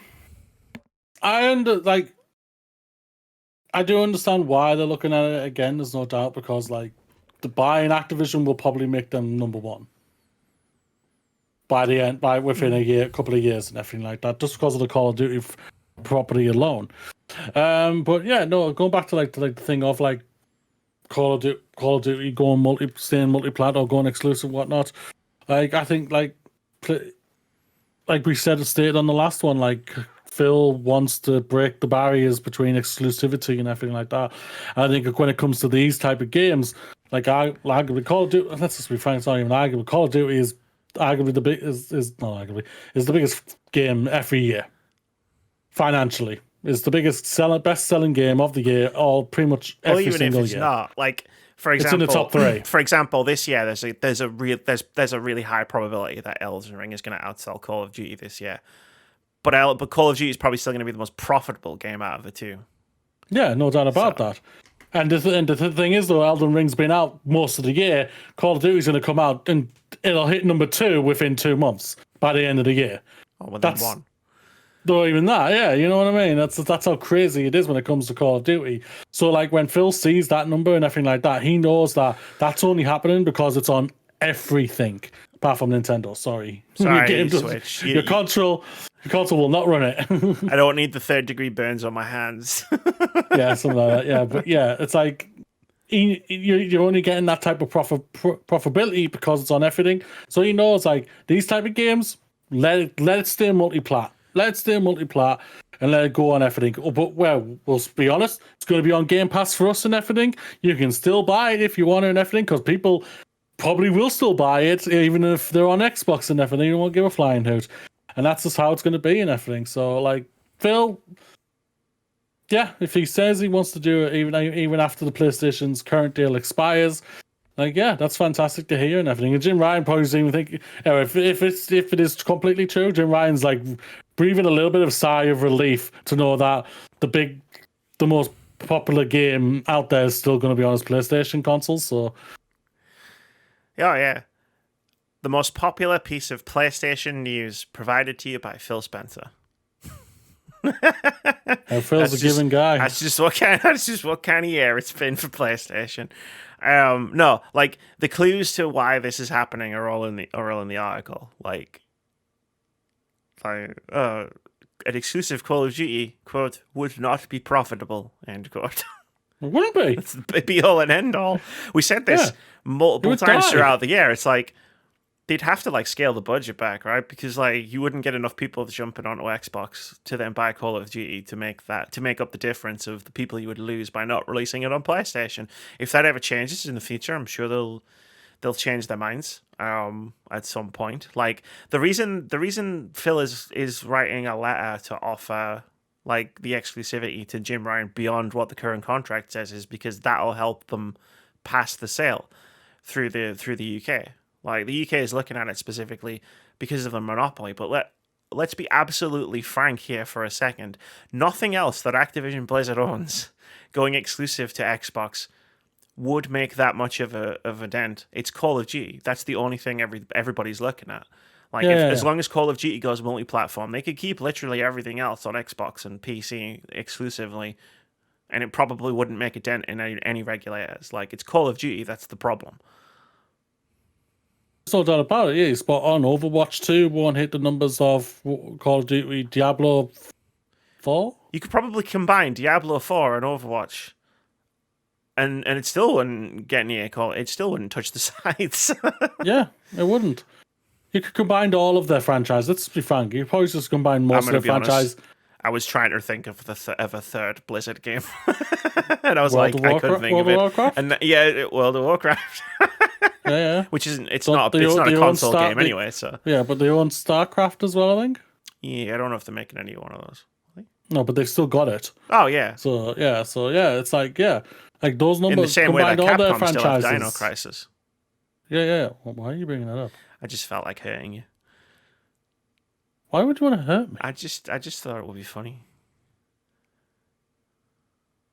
Why? Bants.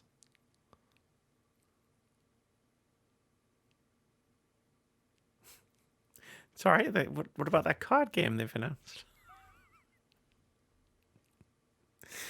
6 GIFs. I just want everyone to know that I posted that link in our private Discord and he made 6 GIFs in a row. He's very upset.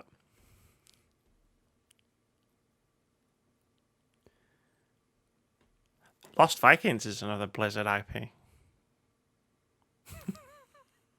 There's like sad violin music playing in Moody's head right now.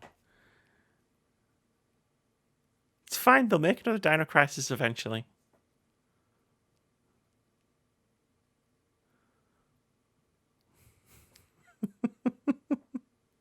Why not go on to the next news, Amy? Okay. Are you sure? He's not talking to me now. It's a pretty awkward podcast. I should just start reading. I'm sure he'll talk eventually. He's thinking of ways to get me back. That's what I can see the cogs moving behind your eyes. Thinking, what can I do? What can I mention? What can I bring up? Anyway, EternoBlade 2 devs accuse PQube games of withholding payments. This is from Kenneth Shepard over at Fanbyte, who writes, after the developers behind Space for the Unbound publicly spoke about a dispute with publisher PQube Games, another developer has come forward regarding its relationship with the company, EternoBlade 2 studio Corsair. In a post on his social channels, Corsair says PQube did not pay the full amount of a minimum guarantee when publishing EternoBlade 2, when publishing EternoBlade 2, nor did it pay expected amounts for development milestones. The studio says the publishing agreement was terminated in September of 2020, but it claims PQube didn't return publishing control for EternoBlade on consoles and has since been raking in revenue from sales. The statement says PQube offered to return publishing rights to the studio if it didn't publicly come forward about the incident, but Corsair didn't want to be involved with the publisher. As a small studio, the team claims it wasn't able to handle the fees associated with a legal fight, and Sony and Nintendo have taken the game off European stores. As such, Corsair says it has not received any revenue from EternoBlade 2's European sales. There's a full statement which you can go and read on Twitter, but I think that was a pretty good summary of everything that was in it, so I'm going to skip it because it's quite long, but you should definitely go and check it out. PQube has issued a response to IGN which says it was prepared to pay the guarantee, but claims Corsair became unresponsive after post-launch meetings deemed EternoBlade 2 in need of, quote, critical fixes, end quote, to make it viable to sell. The publisher says that Corsair went on to release the PC version itself without discussing it further with PQube, and that it attempted to reach a new agreement with the studio several times over the past 2 years, but were never acknowledged. Again, there's a long statement. It's up on IGN. You should go and read it. That was a pretty good summary of that statement. But again, it's pretty long. I mean, it's PQube, baby. They're back, and it only took 7 days. Yeah, pretty much. PQube just continue to show that they are a terrible publisher out there. If any company, any studio out there, you've had dealings with this company, literally get checking on your contracts because they are probably screwing you right out of money and everything, and it is a massive shame. So, I hope this gets resolved and that these studios are able to get the money that they deserved and should have always had. And this company and the publisher PQ Games literally gets the crap kicked out of them in the part of that. They lose money and like, I'll never say shut down or anything like that, but like the managers maybe lose their jobs and like they need to restructure it and put in like a new proper management system where they're not gonna just be complete assholes to studios and everything like that. So. Oh, definitely. Like, I mean, obviously, for anyone who missed last week's podcast, it was mentioned at the beginning of this article. But you know, there's a game developer from last week who's making a game called A Space for the Unbound, and PQube screwed them out of some money that was theirs. Like, there's no other way to describe it. It was theirs. Like, it should have been theirs. So the fact that a second developer has now come out and said, "Hey, they screwed us as well," like. I mean, I tend to believe the developer, because I mean, I tend to do that anyway. But obviously now, it's two developers who have said two different things that mean the same thing, which is PQube are trying to screw us. PQube have screwed us out of money. Like, it's a minimum guarantee. Like, and in case PQube doesn't understand what a minimum guarantee is, that's the minimum that you guarantee to give the development studio. Like, that's why it's called a minimum guarantee. Yeah. Where there's one story, there's two. Where there's two, there's probably four. Where there's four, there's probably 8. I don't know how many companies PQube work with, but this sucks to hear. Undoubtedly, there will be more companies that have been affected by this, but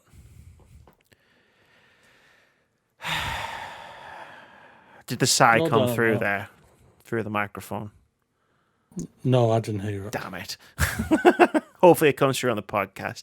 I punctuated that thought with a long sigh on purpose.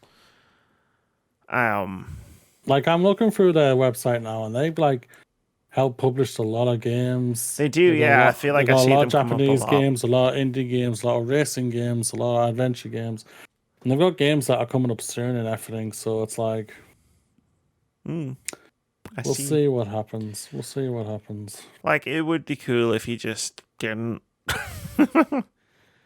The only positive you can take out of this situation is that it's warning like other like small studios that maybe working with PQube isn't in your best interests, and that's a good thing. But there are so few indie publishers out there that your options might be limited enough that if PQube is your only option, it's a complicated situation. Yeah, no doubt about it. No doubt about it. But especially if they're the only ones like you that have come to you to say, "Oh, we want to help finance you, we want to help publish you, blah blah blah." Your game looks awesome. Let's work out a deal. Oh, that's weird. I just got a chill down my spine, you know, like. But if they're the only ones trying to sign your game, it's like, what do? Do you say no because you know their reputation, and then you don't get the funding, and then you've got to try and make this game without that funding, or do you say yes and like make a deal with quote unquote the devil, and on the chance that you can publish the game? Now with like, hopefully this is getting out there and like. Studios are realizing, oh, okay, we're maybe dealing with this company, but we need to properly have a look at this contract before we sign it and confirm it and everything, and like, yeah, and see what they can do to legalize it to make it more better for them, or make it like it's just sure that okay, you guys can get money as well, but we also want money as well, so make sure that you pay us and everything like that, or legal things will happen to you or something like that. Yeah. I don't know, some legal guy, like, I'm not a lawyer, so. Some legal guys got crap that they'll come up with to sign, hopefully sort this out. You know, one day we need to do that. Like, we talk a lot about, because as a nature of talking about the video games industry and the business of it, like, we talk a lot about, like, legal stuff. Like, one day we need to invite an actual lawyer onto the podcast. Oh, great. Just... You want me to fall asleep?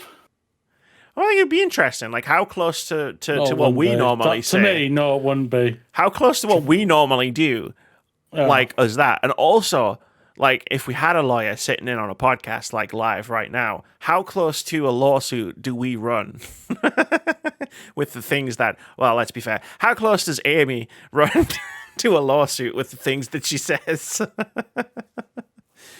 Yep. If anyone's ever going to get sued, fucking me. If anyone's ever going to get sued for anything that happens on Words About Games, it's going to be me. Like, there's a reason. There's a reason Keith's catchphrase was allegedly. Although I don't think half the stuff he said allegedly for was actually allegedly, but I went along with it because, you know. I mean, if Keith's catchphrase. If fucking Jim Ryan or whatever decides to try and sue me, Glen Schofield, like, joke's on you, fucker. I ain't got anything. You ain't getting anything out of me because you got nothing. But don't, obviously. I don't think I've said anything. Yeah, leave me alone. I don't think I've said anything that requires a lawsuit. Not like the subject of this next news story. Domina has been delisted from Steam after another transphobic diatribe. This is from Joshua Wallens over at PC Gamer, who writes, Domina has been delisted from Steam after its developer, Dolphin Barn Incorporated, once again used the game's patch notes as a political soapbox, this time to post a transphobic screed. Visitors to Domina's Steam page will find a notice stating, quote, at the request of the publisher, Domina is no longer available for sale on Steam, end quote, in place of the usual option to purchase the game. Seemingly in response to the game's 1.325 patch notes titled, quote, we're out of ideas, mentally unstable, totally degenerate, and desperate for clout. Let's pretend we're a completely different game to regain relevance, end quote. This is a bit of a content warning for transphobia in the following paragraphs. I'm just going to put that. That's me saying that. I just want to put that out there. The notes are, in essence, an extended joke about dead naming, the transphobic act of referring to a trans person who has changed their name by the name they were assigned at birth. It seems that this was the final straw for Valve, which had already banned Domina's dev from the game's Steam forums once before. In a post on Gab, a Twitter alternative popular with neo-Nazis, QAnon conspiracy theories, and other members of the far-right, Domina's creator posted a screenshot which appeared to show a message from Valve terminating its relationship with the game and its developer. Valve's message read, quote, a recent announcement posted to the Domina Community Hub includes insults targeting another person, end quote, referring to allegations and insults the dev made towards Keffels, a trans Twitch streamer who is currently in hiding from a harassment campaign which recently had her swatted. The message stated that Valve had previously made it clear to the developer that future rule violations would, quote, jeopardize the future relationship, end quote, between Dolphin Barn and Valve. With that in mind, Valve concluded that it would be, quote, ending its business relationship with Dolphin Barn Incorporated and removing all associated products from sale, end quote. In the post accompanying the screenshot, Domina's creator denounced the game's delisting using a homophobic slur and accused Valve of placing him in poverty immediately before saying Domina brought Valve founder Gabe Newell, quote, millions in revenue, end quote. The dev has not said if he has any further plans for the game. Later posts on his Gab are dedicated to attacking Valve and non-binary journalist and streamer James Stephanie Sterling, who recently made a video about this whole situation. They actually made 2. Yeah, me too. Yeah, probably 3. Yeah, probably. Yeah, he's probably. They are probably going to go 3. 3's the charm for this one. There's no doubt about it. And it's like, I mean, like this complete idiot. And I'm being very nice there when I say that. A fucking like, dumbass. I got you. I got you. Yeah, no, yeah. He's for some weird reason really gone after Steph Sterling's really hard, and it's like even funny for them. And it's because they've said nothing directly to the developer. Like they made the video about the original like kerfuffle, and like, but that's the kind of stuff that they do. So I don't know, like it's not like they were being singled out. Like Steph Sterling's gone after developers who talk about like who do this kind of shit all the time before, but the response was incredible, and then see that in their next video. But like, how hard do you have to work? Because look, I have a lot of things to say about Steam over the past half decade of doing this podcast.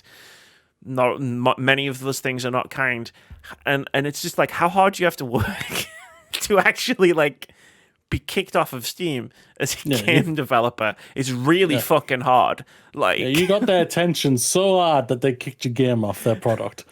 Like, We will do no further business with you. Like, Jesus, man. Why did you decide that this was the thing that you were going to end your career over? Like, his career was so great in the first place. Well, no, like, I've talked to people about this game. Like, it's not it wasn't a bad game. Like, it's I know people who have bought it, played it, and enjoyed it. Like, apparently it was a pretty decent game.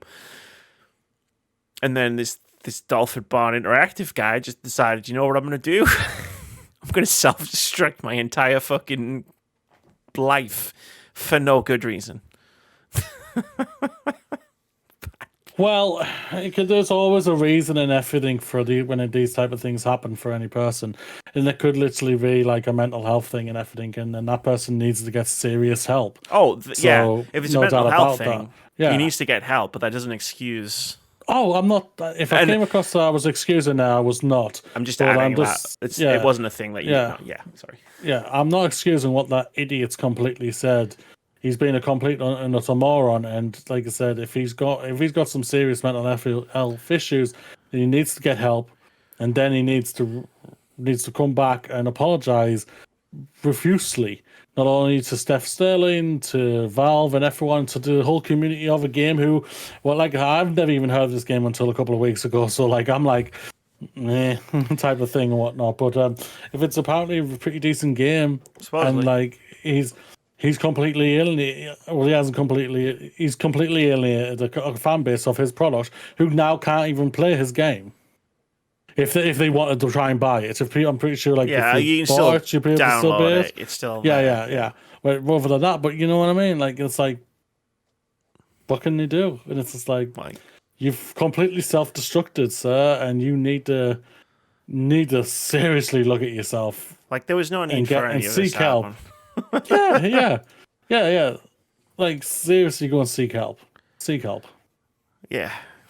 And I look forward to Steph Sterling's video on Monday.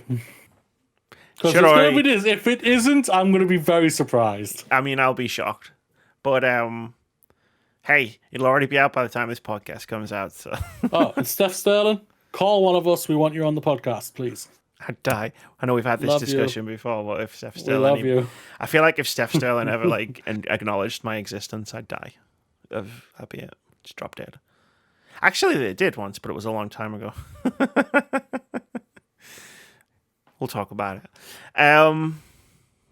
Let's do games out this week. There's a few games coming out. September 6th, Circus Electrique comes to PlayStation, Xbox, Switch, and PC.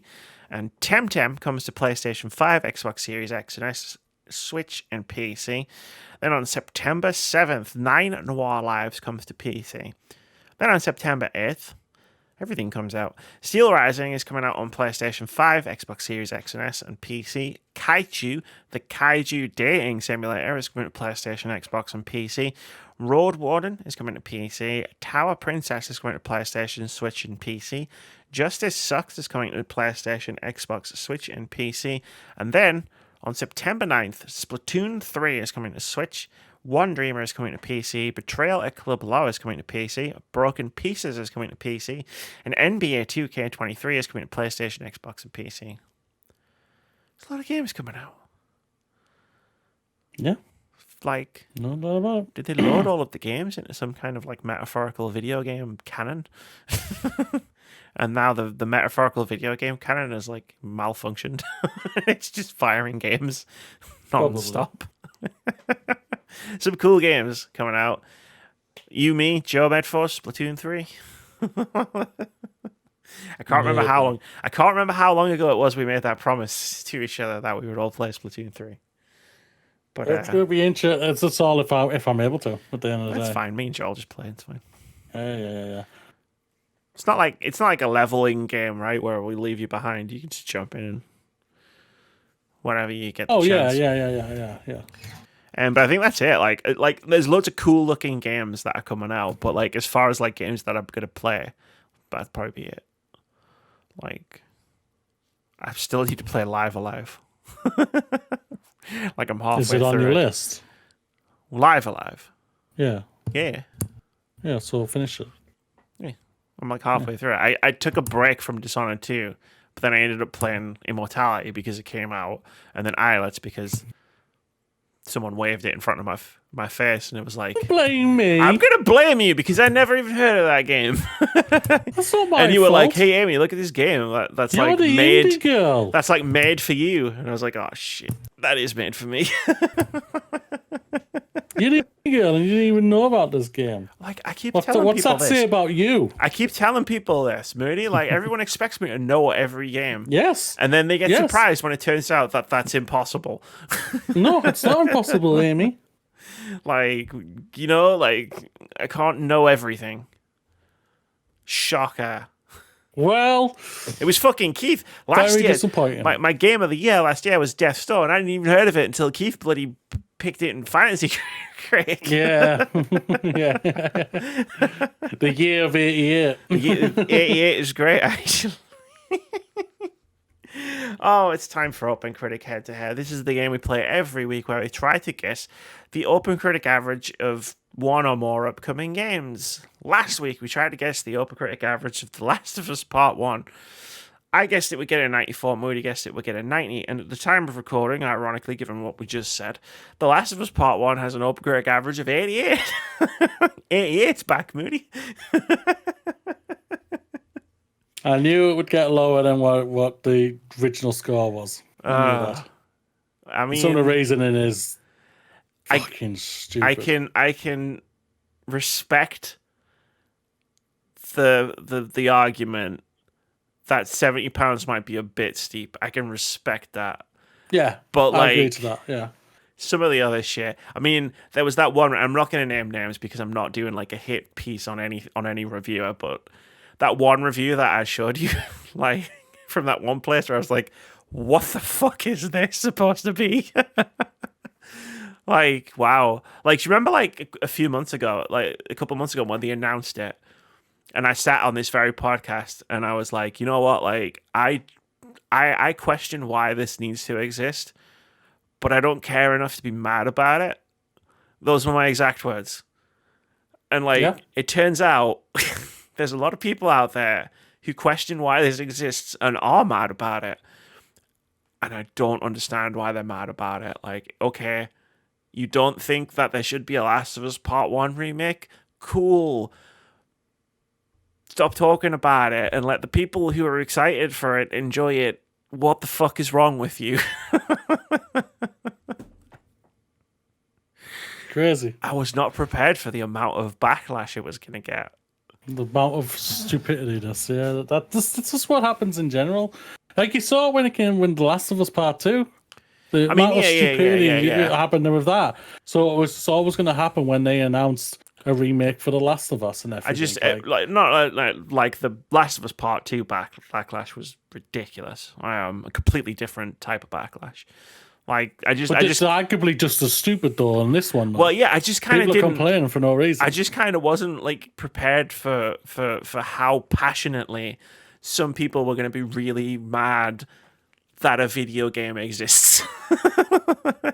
I was like, because I put myself in that camp of I don't get why they made this, but again, I don't give a shit. I'm just not going to play it. I stopped thinking about The Last of Us Part 1 the moment Jeff Keighley's existential summer nightmare was over. Like, and that was it. But like there's some people who are really mad about this.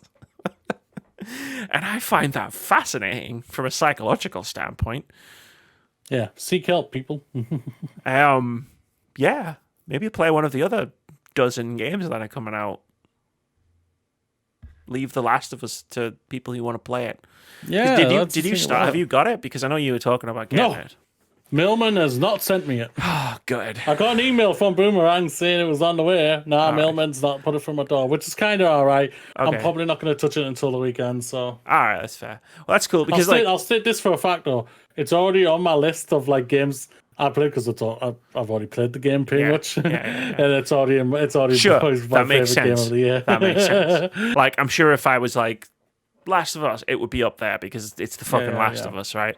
But like, no, I really am looking forward to talking to you about about the experience of playing that game again in 2022, like with all the the hindsight of like part 2 and the graphical improvements and the accessibility improvements and stuff. Yeah. So that'll be fun. You'll be able to watch it. So hopefully I'll be in Twitch chat and then we could have a cool conversation about it on this very podcast. But yeah, I had to get that out because I was just so perplexed. As I said to Moody, after 20 minutes of us messaging each other, going, "What the fuck's going on?" I just went, "I'm going for a nap. Fuck this." And I played F1. You did. Then I played Immortality and my mind got warped. So yeah, that puts the current scores at Amy 15, Moody 22, Guess 3, no draws, amazingly enough. This week we're going to try and guess the OpenCritic average of Splatoon 3. Pop, pop, pop, pop, pop. Moody, are you a kid now or a squid now? That was the song. Answer. That was the song, remember? Okay. You're a squid now. I don't know how I remember that. Played like 3 hours of Splatoon in my entire life. Nice. I've never played a Splatoon game. Damn. It's been an interesting experience for us all. Are you going to say that out? Say that out loud. What do you guess? What's your guess? I'll put it in thing. 84. I know, but I'm the only one who can see that. 84. 84 by Jolly Governor. I'm going to guess 88. Sure, 88 never fails. That was the motto last year, right? I mean, I've already lost. It's going to take such a monumental comeback at this point. to even get close to coming back in OpenCritic, that I'm just going to put all my energy into Fantasy Critic now. I'm probably going to win that. So, yeah, I had Immortality and Last of Us Part 1 in my team, so it's been a good week for me on Fantasy Critic. Fucking hell yeah, that's no doubt about that. My projected points are now above 200. Not that I pay that much attention, but it turns out the projected points are really important because super drops are a thing. And now Keith and Russell can drop any game, whether it's been released or not, from their teams. Which I think Russell's already done because he's got a lot of minuses. Oh, he's gone up in points. That's insane. If Keith doesn't drop his counter pick for Bayonetta 2, I'll be stunned. Bayonetta 3. I will be stunned. Yeah. So wait, can I drop something? No. So this is how weird it was, because I was looking at the super drops rules. So Russ got one, Joe got one, but he's not really playing. And Keith got one because it's based on projected points, not actual points. So even though Keith is currently in second, because you and Alfie are projected to get so many more points than him, that you're both going to surpass him quite easily. He got a super drop because it's a percentage, and I don't remember the exact percentage of how many points I'm projected. And if you're so far back in your projected points, you get a super drop. That was how it worked. Okay. So Keith's going to drop his Bayonetta 3 counter pick, I would imagine. Because he's just going to slaughter him.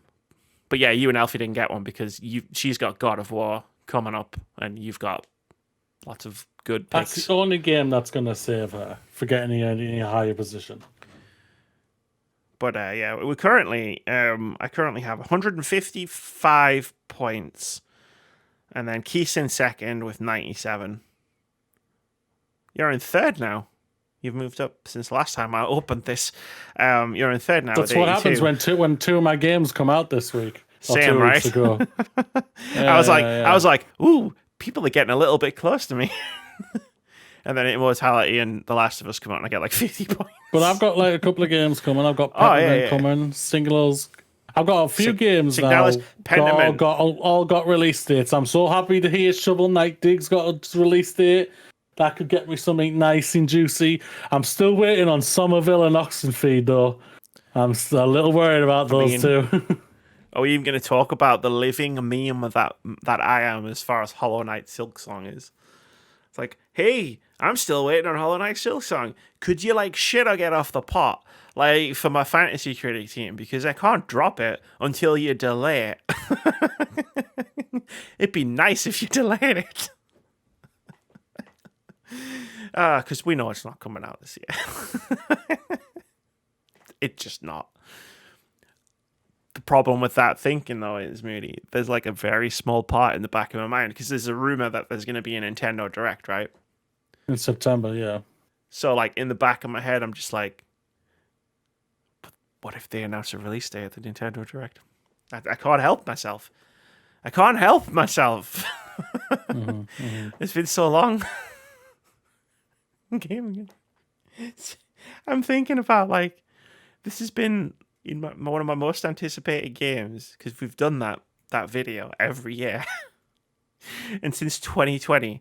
So this January, when we do our most anticipated games of 2023 podcast, Hollow Knight Silksong will be my most anticipated game for 4 years running. Sweet. And then someone else is going to pick it in Fantasy Critic because they hate me. Oh, there's no doubt about it. Like, I'm literally telling everyone, if you win this year, I'm literally saying, take Hollow Knight. Hollow Knight, take it away from her. I don't care if it doesn't come out this year. Take it away from her. And you can quote me on this. I'm literally going to call. So when we do the draft, I'm going to call my team placeholder, right? And then whoever gets Hollow Knight before me, right? I'm going to immediately change my team name to a reference to that person. You beep, beep, beep, beep, beep, beep. Like, my objective this year was to win again. And you probably are on track to do it. There's no doubt. My objective... I think I am the only one who can catch you, but I, again, need all of my games to come out, and you've still got 2 spaces available. And 3. Fuck it, if Hollow...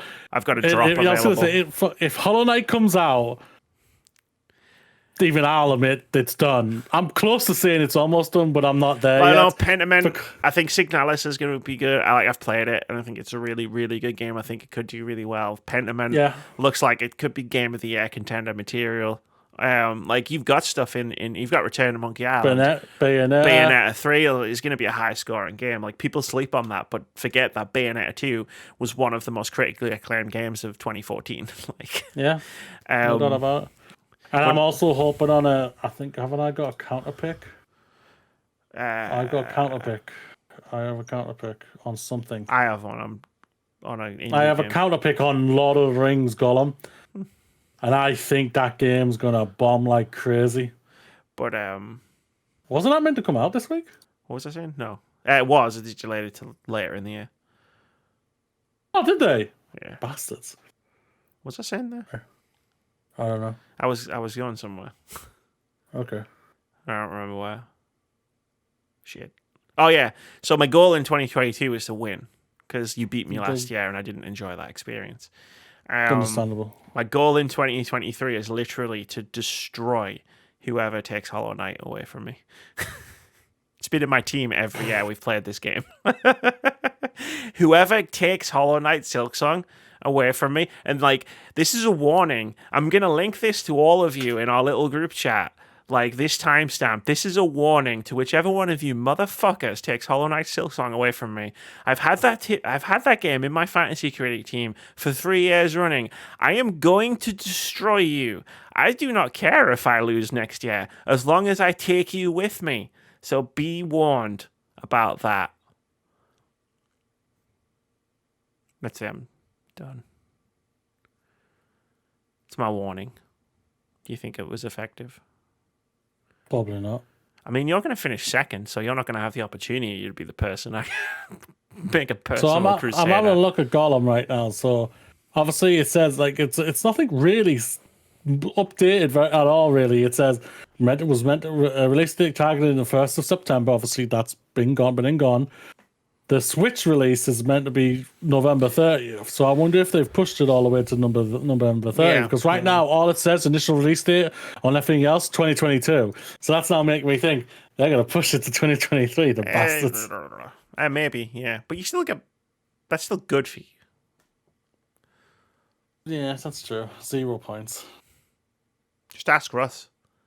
He has very bad luck with counter picks. 0 is a good number. 0 is a good number. I think we're done. We're done, right? I would hope so. It's almost 11 o'clock. I'm getting tired. I was gonna end it at I'm coming for you, etc. Okay, go. That's going to do it for episode 3. I didn't actually look that number up before I said it, but I'm hoping it's right. That's going to do it for episode 319 of the Words About Games podcast. Thanks very much for watching. Moody, thanks very much for joining me again, as usual. It's been a pleasure talking video games with you. Do you have any final thoughts? Yeah, I'm awesome. Hey, I asked. Say bye, Moody.